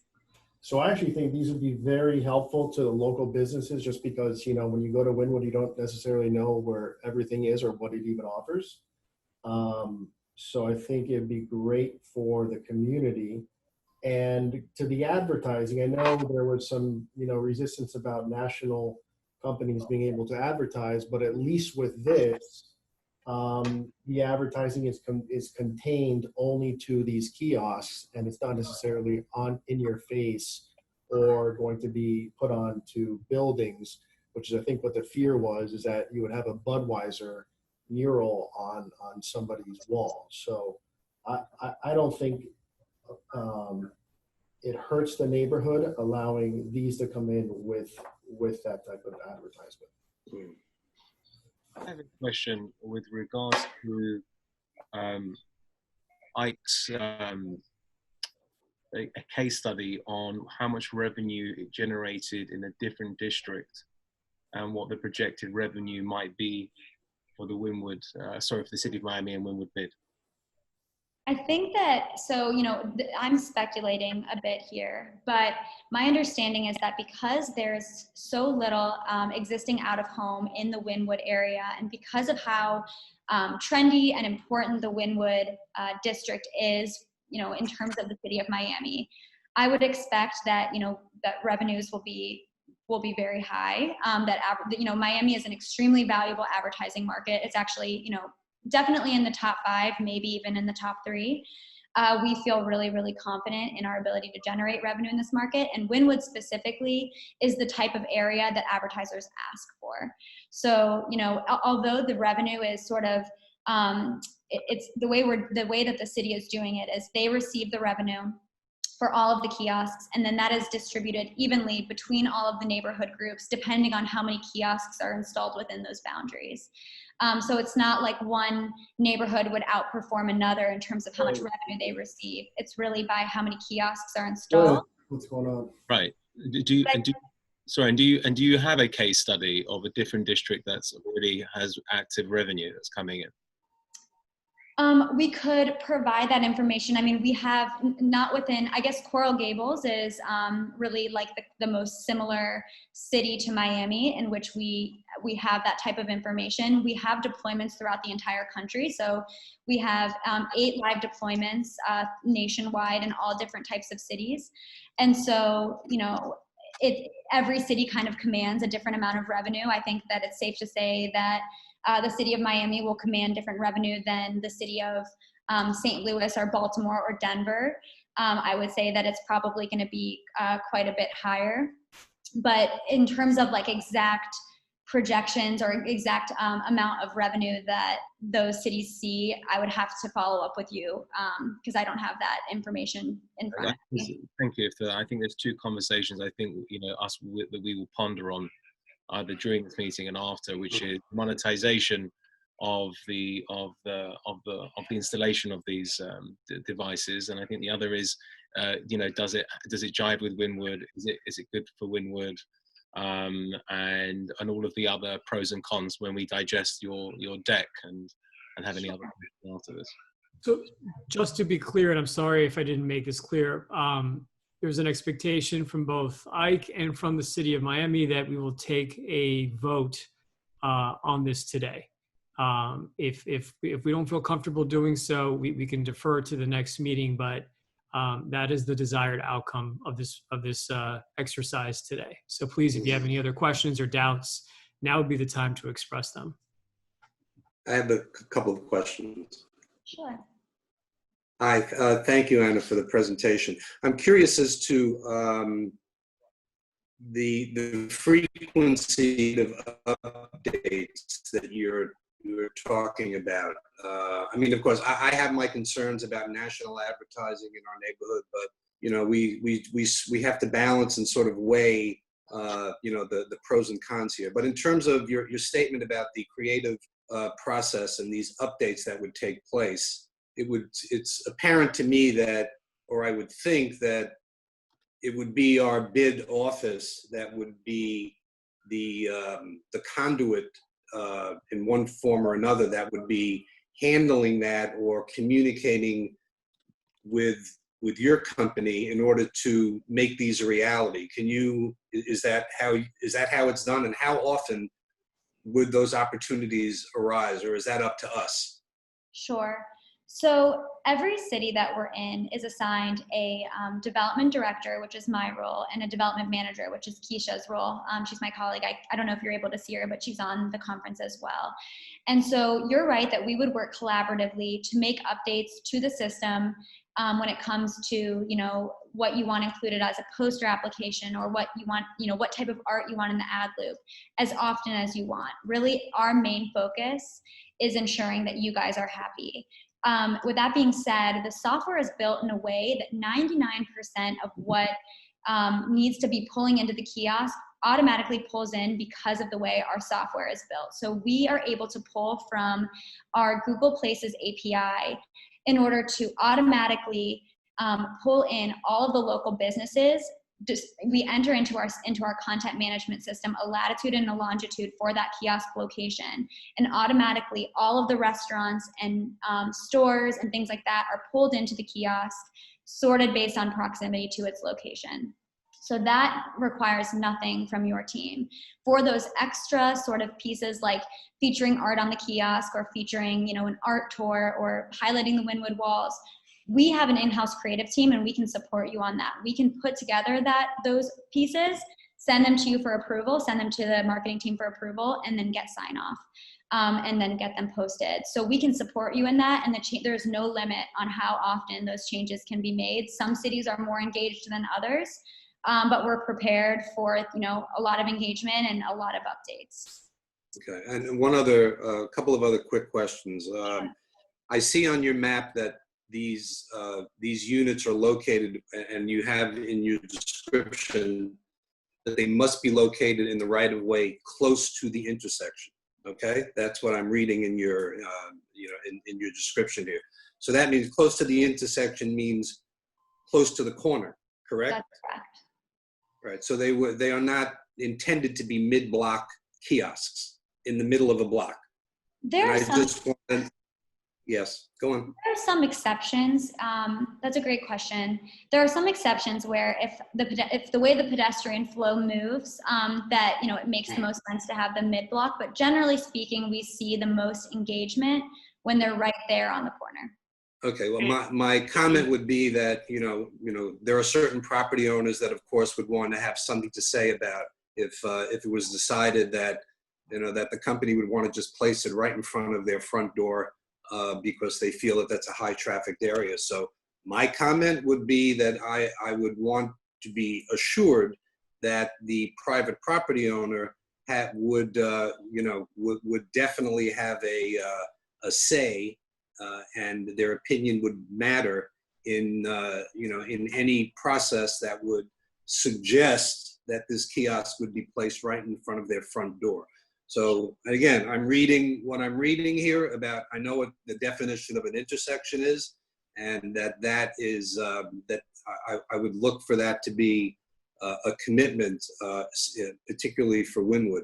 And just one more question, is there audio enabled on this, or this is completely touchscreen and visual information, or will you hear audio as well? There is no audio. It is only touchscreen information, and the screen actually dims at nighttime, just so that it dims and brightens depending on the time of day. The only audio that you would ever hear is if someone presses the emergency call button, because it creates two-way communication. I just wanted to be sure. Okay, thank you. And we would, and just to hit on the outreach part, in every city we're in, we're talking to property owners and making sure that placement is okay. So I totally understand your concern, and we're more than happy to, accommodate that and make sure that there's a substantial outreach process to make sure that, the people that own those businesses are okay with the installation. Are there any other questions for Anna? May I? Yes. Anna, just quick, would Ike be open to some sort of note on this Wynwood agreement, or if it would happen or not, that we I know we're talking about national marketing providers, but is there a way to prohibit other organizations, when I mean like local bids or surrounding bids, from hijacking our kiosks? Is there a way, like, national something else, but I'm just afraid that another city may just, take our pedestrian flow and use it for their advantage?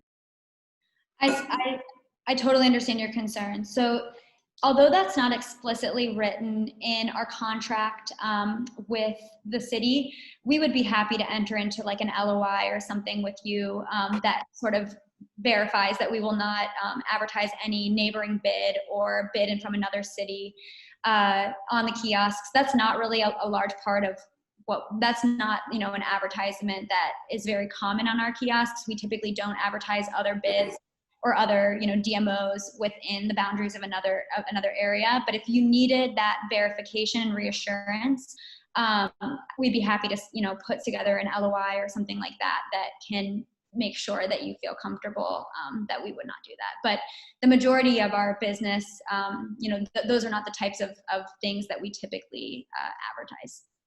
Thank you.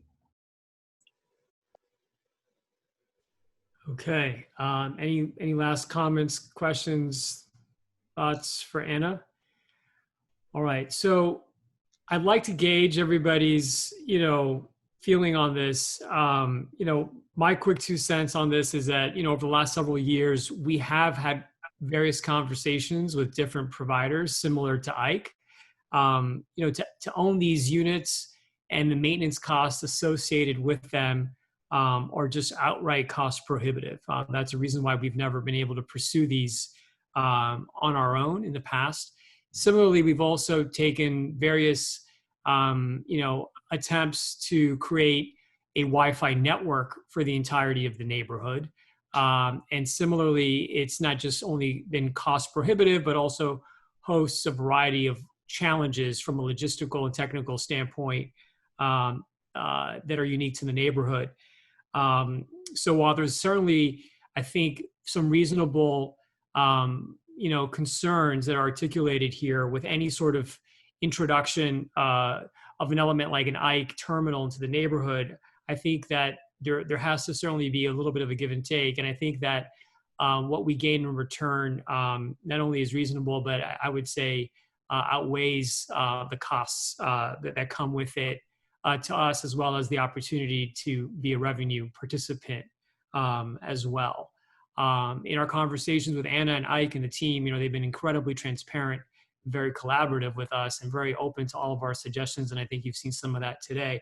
So I'd like to make a motion, if there is support, to put together our openness to indicate to the city and to Ike that we welcome them, and we'd be a pilot for the city. So this would be a first also for the city of Miami to have these wayfinding tools in the neighborhood. Is there a second? I would make that second, subject to to an understanding of whatever LOI is going to be put together here, of my concerns about the location of these and private property owners having a say and an approval process in the event that the location was to be other than intersection. Noted. And I think also to Manny's comment as well about competing neighborhoods. Correct. As well. So I'm going to amend my motion to reflect that, and I'll let staff work through the LOI, and also, of course, board members can engage directly with Manny before sending that off to Anna. So with that being noted and such amended, I'll recognize your second, Marlo. All those in favor, please say aye or raise your hand. And those that are opposed. Okay, we have one. All right, motion passes. Anna, thank you very much for your time. We're looking forward to working with you and your team. Welcome to Wynwood. Thank you so much. We're very excited. Thank you for the time. Excellent. Thank you. All right, moving on next on our agenda, we're going to Capital and Regulatory Affairs. So I'm going to ask Chris to bring on David Snow from the Planning Department. And while he does that, I just want to give you a kind of a general overview of where we're at with a variety of initiatives that stem from the Streetscape Master Plan, as well as the WUNRF initiative. So first on the WUNRFs, we have just about wrapped up the schematic design phase for the Northwest 3rd Avenue WUNRF. If you recall, local office from Brooklyn, who's presented to this board a variety of times, has completed that exercise. So what we plan to do in the next several weeks is to convene a meeting with all of the property owners along Northwest 3rd Avenue to have a stakeholders meeting similar to how we have had in the past during the milestones during that exercise with Lola, to be able to then present that as well as share with the stakeholders cost estimation analysis that's been done based on those schematic designs, and then bring in the Department of OCI from the City of Miami as well as Public Works and planning to talk through the funding process that would have to be pulled together to then fund the remainder of the scope of work required to get to construction documents and then bring us all the way through an actual scope to get this thing built on 3rd Avenue. So stay tuned for that if you're tuning in from 3rd Avenue. And of course on the board, I know we have several of you that are very interested and impacted by that process. Similarly, on Northwest 1st Avenue, there's also a WUNRF slated for that corridor. And that was picked up as part of the Architectonica Geo scope that also included the general streetscape master plan initiative for the entirety of the NRD1. So they have also similarly gotten very close to completing what would be on par with 3rd Avenue, a schematic design set. Because that wasn't included in part of their original scope, and we'd like to very much get that also on parity, I've asked Architectonica Geo to provide us with a quote on whatever is remaining to get that done. And they've presented that to us, and that is in the amount of $20,000. That would get us a robust set of schematic design drawings. And then similarly, we've also gotten a quote to provide cost estimating services based off of that completed schematic design set. And that quote came back at $9,000. And this is from a provider that has extensive history in the neighborhood and the surrounding areas. So what I'd like to do, if I could get back on the screen with the board, please, is get a first and a second motion on allowing Manny and I to work through this. This is within our discretionary dollars. There's funding allocated for things like this. We're below the thresholds that would allow us to basically go ahead and execute on this. And in my conversations with ArcGeo, they would work very quickly because, again, about 90% of the work is completed. And then that would allow us to then bring together the Northwest 1st Avenue stakeholders, similar to what we're going to do with 3rd Avenue, so that we can run concurrent plans to get both WUNRFs, if possible, built out within the next couple of months and years. So are there any questions about either one of the WUNRFs and the phases we're in currently? All right, seeing none, is there a motion to allow us to engage ArcGeo to finish and tender a schematic design set for Northwest 1st Avenue? Make a motion. Okay, there's a first. Is there a second? JP is recognized as the second. All those in favor, please say aye or raise your hand.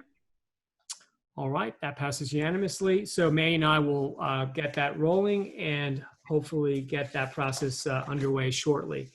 And then with that, we're going to bring on David Snow in a moment. So, as we've been very patient working with planning, I just want to commend Francisco Garcia and the whole team, including, of course, David Snow and Joe Eisenberg for their work. And throughout our conversations and throughout input that's been received from various board members and other stakeholders in the neighborhood, we're also taking the opportunity to make some cleanups and adjustments to the NRD1, which include a variety of amendments. So that is part of the reason why we haven't received yet a formal set of drafts to circulate for the board. So we're not taking any board action today on streetscape or NRD1 amendments, but we do anticipate getting those drafts later this week. So I've invited David to join us today to provide us all with an overview. There's going to be a few concepts that are going to be new to some of you. So this is a bit of an orientation as well as an introduction to very important amendments that are under consideration. I also want to point out that everything that he is going to be presenting to you is still subject to the board's further review, negotiation, and of course, then at a subsequent board meeting, which we would call upon all of you to come back together again to endorse the plan before it goes on to the City Commission. So with that, I'm going to invite David Snow, if you'd like to join us on video, and let him take it away. Hey, Albert, and thank you, board, for allowing me to join today. Can everyone hear me okay? Yes. Okay, great. So I don't have a very detailed presentation today, but as Albert mentioned, I'm going to run through some of the highlights of what we've been working on regarding the NRD amendment for the past few months. And then I'll be available for any questions, comments, or concerns that you may have. So I'll start quickly with the Wynwood Streetscape Master Plan. So at this time, we're pretty much 100% complete with the master planning effort. The design guidelines and the associated other documents that are part of that have essentially been completed at this time. We've taken in all the feedback that the community has had, as well as feedback that this board has provided on most of the items, on all the items discussed. But I just want to note a few changes that have been made from the last time I think this board has seen this item. So specific to the Northwest 29th Street section, there has been some modifications made so that this segment can be better aligned with potential future highway interchange connectivity that may present itself in the future for the neighborhood. So we've been able to modify that section to allow for that transition in the future, but also be aligned with what was anticipated through the approved roadway diet by the county. We've also made a modification to the North Miami Ave section to be aligned and configured with the county and the county's drainage project. So we've made sure that we've made those updates so that they're reflective of the county plan for that. And then another one small item that we've added, just a disclaimer that any roadway section geometry modification still would need Miami-Dade County approval. And so we've made that note just to note that these are just, sections. They're not by any means complete construction drawings or anything like that.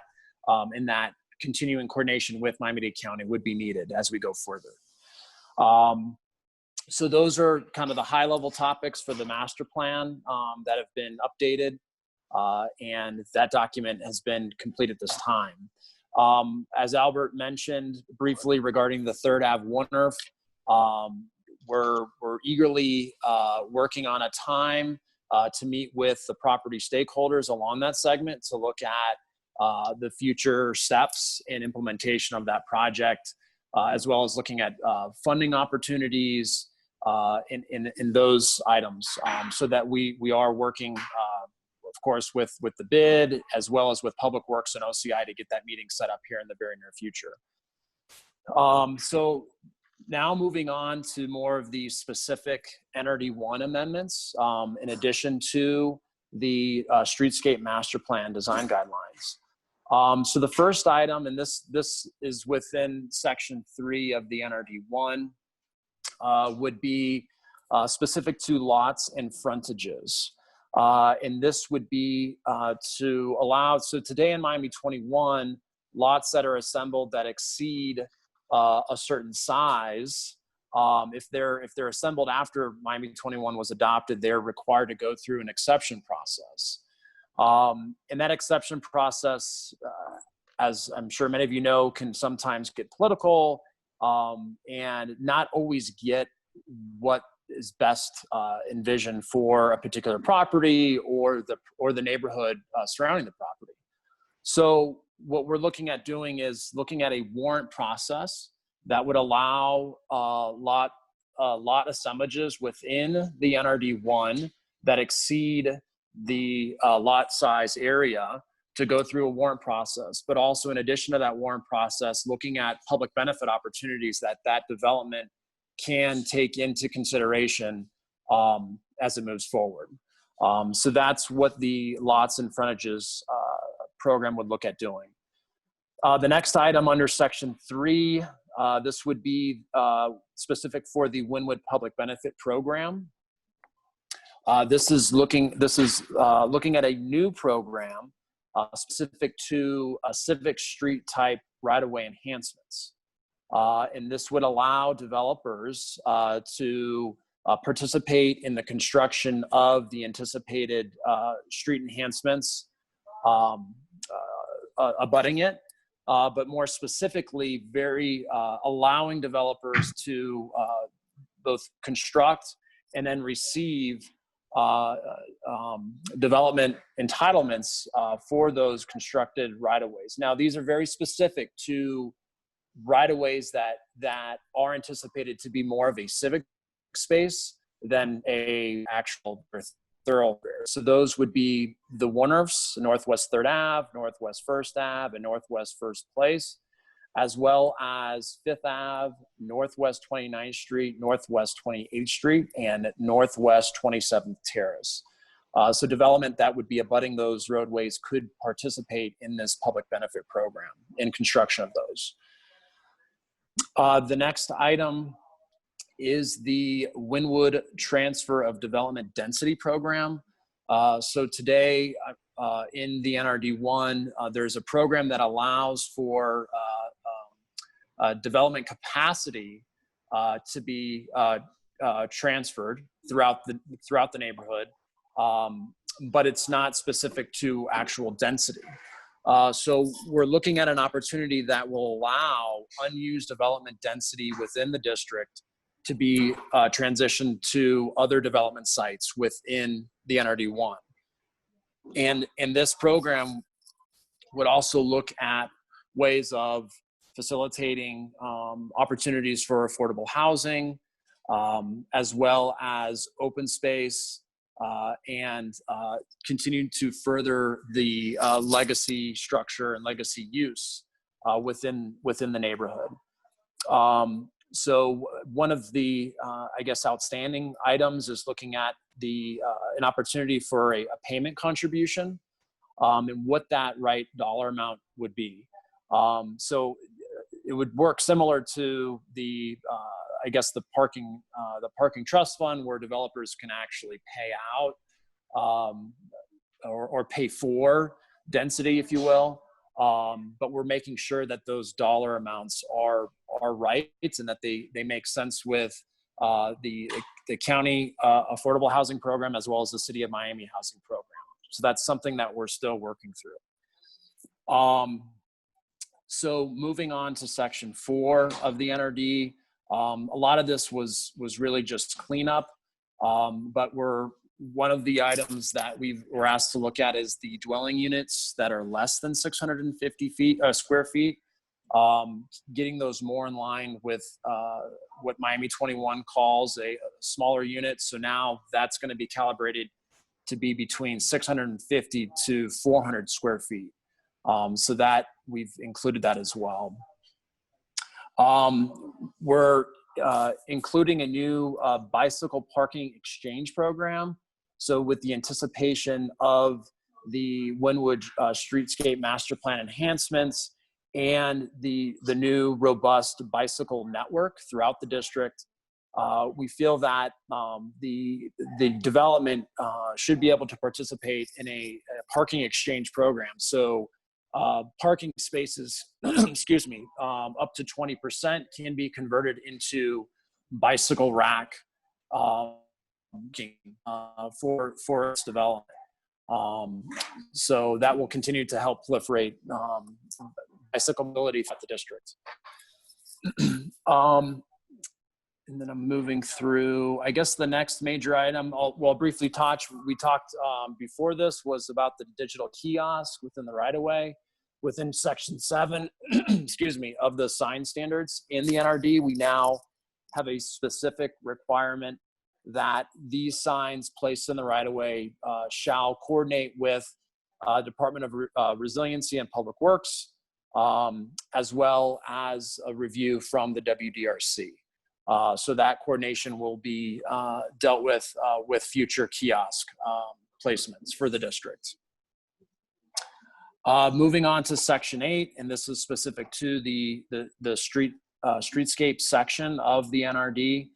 One of the, I guess, newest components of this, aside from the guidelines themselves, is the master plan contribution program. So today, right now, the program is specific to street tree and development that is participating or cannot plant those street trees. They can contribute and pay out those into the trust fund. So now there is a new program specific to the right-of-way enhancements. So development that exceeds $1 million in construction cost will now be required to participate in the Wynwood Streetscape Master Plan. So in participating and in building to those guidelines. Sorry, I lost my slide. Give me a second. So in addition to that, development that cannot physically build those components can now pay into the right-of-way trust fund that will be established within Chapter 54. And I'll get into a little bit more of the details of Chapter 54 here shortly. But in any case, what this allows is for development to essentially bank those improvement dollars so that the city, working with developers, can build out, and working with the bid, can build out those segments a more holistic fashion. Right now, the city doesn't have a mechanism where we can actually bank those dollars. So this is a great way to capture those funds so that we can build it out holistically. And then the last item that I have is the city code amendment, which is the Chapter 54 Enhanced Right-of-Way Improvement Trust Fund. This is a mechanism that would allow us, again, to capture development contributions towards the right-of-way improvements. And then once we have those dollars identified for a particular project segment, we can build out those holistically. I think the best example of this right now is Northwest 29th Street. Right now, we have a significant amount of development that's occurring along that roadway. In that particular roadway, there is substantial geometry modifications that will be required of those improvements. So a particular development cannot just come in, build that improvement, and then be on their happy way. This has to be done in a coordinated fashion essentially from 6 Ave all the way down to the FEC line for that entire segment. So we need to capture those dollars and then coordinate that improvement holistically. So that is essentially what Chapter 54 will do. Now I know there is still concerns on exactly how these dollars are being handled, if you will. Right now, it's at the discretion of the city manager and the city commission on those funds and the allocation of those funds. The way that the draft sits is that there is a specific mechanism that will capture dollars specifically for the Wynwood NRD, but it's still at the commission's discretion on how those dollars are spent within the NRD. So we know that we need to kind of work that out so that that the bid also has that weight to identify what projects are priorities. So those are the items that I have right now. I know I went through them pretty quickly, but let me just quickly go through timelines that we're working with right now.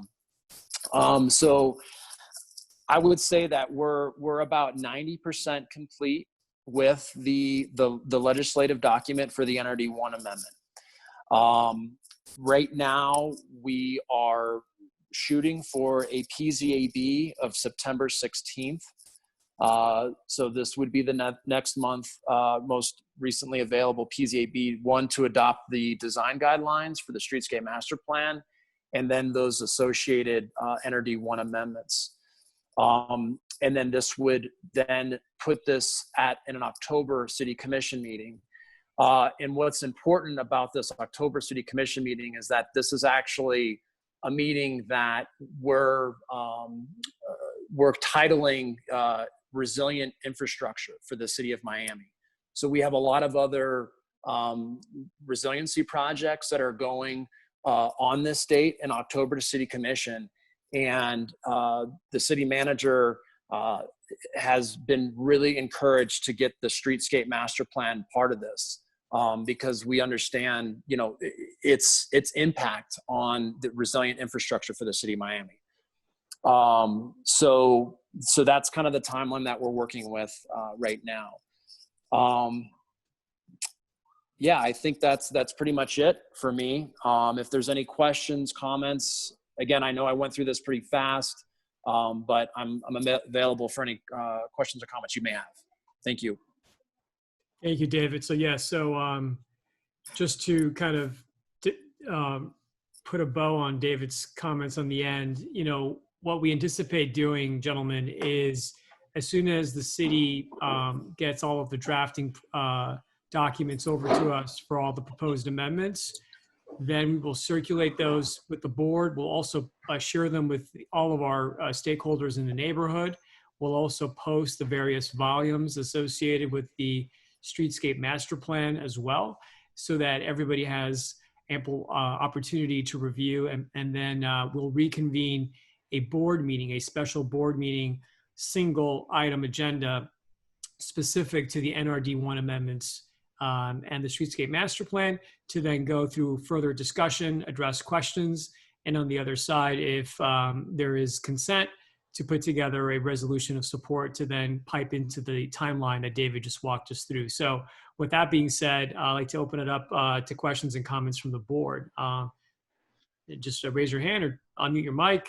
David's available for us here now.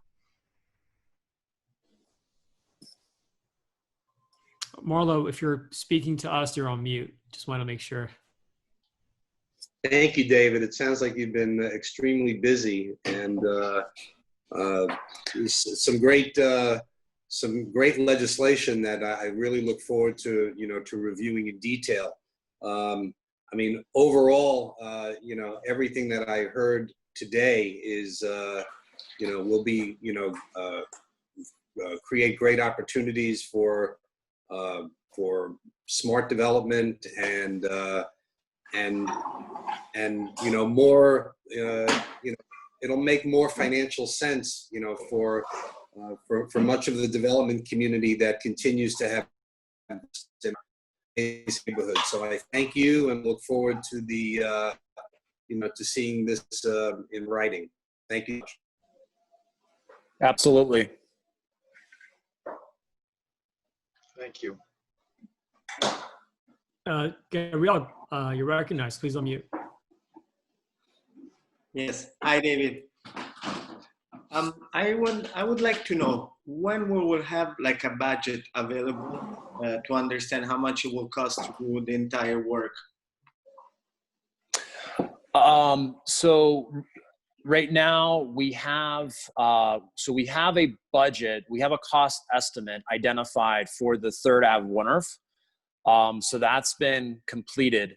OCI is currently working on a cost estimate for the entire streetscape master plan. So they're going through each segment, each roadway, looking at what's anticipated through the design guidelines and costing out each of those elements so that we have a much clearer picture on cost. That will also help give some clarity for contributions required for development for these improvements. So I expect OCI in the next, I would say, hopefully by the end of this month to have that completed. They've been working on it for some time. So we should have that for the entire streetscape master plan. But for the estimate for 3rd Ave, that has been completed. And if you don't have it, we can make sure we can get it out to the group. Thank you very much. Any other questions for David? David Charette. It's not so much a question, or like I guess a concern, given the timeline for this. So, like as an example, I think potentially, Albert, you're going to be exiting November, and you and Irving have a lot of knowledge about this. And then, given that this could take another year, and then each person is only in a position so long, and if, as an example, I believe John Paul and myself are on that particular committee, what happens if this takes so long that how do we transfer this data and this wisdom and mentor or nurture this thing? Because I mean, I don't know how long have we been in this now. I've been a year and a half, and little has happened. And so my concern is a transfer of expertise and knowledge and wisdom to future board members, and maintaining this not continuity. So that's my concern. So that's not really a question for David Snow, but I'll take it.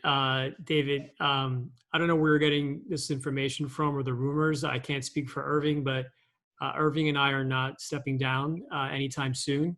And when our terms are up, there will be elections, and there's actually a vacancy currently on the board that was obviously opened up after Leslie Sharp stepped down. And I know there's been interest from Mana's team to get a member of their group appointed there. But your concerns, have always been and will always be, I think, a part of the ongoing evolution of this organization. Obviously there's only 2 remaining co-founders on the board, Irving and myself. But we're hopeful that all of you over the next several years, and as the board gets renewed for another 10 years, that there's going to be great continuity. Listen, this organization is going to outlive us all. All of these initiatives, many of them, by the way, we may not necessarily get to see come into complete fruition, while we're serving on the board. But I can tell you things like the NRD1, when it was first created, took several years before it was even brought to the commission. And now, 6-7 years later, we're seeing projects come out of the ground that wouldn't be here otherwise. Similar, things like the train station, the exit on the highway, and the implementation of the streetscape that we're talking about today. These are all things that are going to be phased, and we're creating funds and we're creating mechanisms that will outlive us all, and we'll also have the foundation and continuity of being embedded as well with, for example, the Public Works Department at the City of Miami and the Planning Department. So I don't want to create any unnecessary concern or panic. I appreciate that you hold Irving and I to very high esteem. I hope we live up to that. But for right now, I think the focus on the conversation is to the Streetscape Master Plan and the pending amendment. So I'd like to continue that train of thought And are there any other board members that have any comments for David Snow?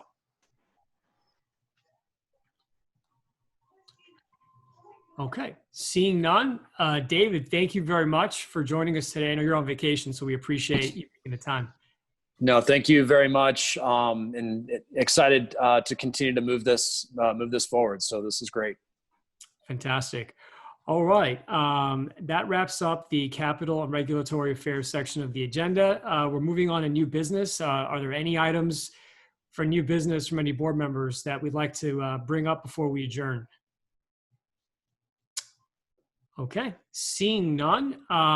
Again, just to reiterate, we will reconvene the board before the typical cycle. So we will have a September meeting, which will take on our typical broad agenda, but there will be a special meeting scheduled hopefully in the next couple of days, pending our acceptance of the documents from the planning department for the NRD1. And we'll be sure to circulate those documents in advance for the community and the board again. So seeing no other items for new business, I'd like to thank all of our members here on the board for their continued service, and folks that are tuning in, whether watching us on Facebook Live, City of Miami Television Network, or all the other platforms that this meeting is being simulcast on. Again, I'm Albert Garcia, Chairman of the Board of Directors. For more information, actually, I'm going to pause my concluding thoughts. Manny is interrupting. Manny, go ahead. I believe there's one pending item, which is my evaluation. Yes, and I'm still waiting to receive evaluations from 2 board members. So as soon as those come in, that's very important, Manny. Thank you for pausing that. So we have to take on Manny's evaluation as well. He's under a contract, and that's part of his contract review. So very important. So I'll amend my comment that at the next time we convene, if it's specific to the NRD1, we take up the issue as well with Manny's review as well. I think that's overdue. So if you haven't submitted your evaluations, please do so to Danny Diaz. All right, that being said, wrapping up, again, thank you for joining us. You can always learn more about the Wynwood bid by visiting wynwoodmiami.com, and of course, following us at Wynwood Miami on our social channels. Until next time, we thank you for joining us. And now, just to conclude, I'd like to open the floor for a motion to adjourn. Is there a motion to adjourn? You guys want to hang out longer? I'll make the motion. All right, Marl is first. Second. Sven is recognized. All those in favor of adjournment, raise your hand or say aye. All right, meeting has adjourned. Thank you, gentlemen. Have a great day. Thank you. Safe and healthy out there.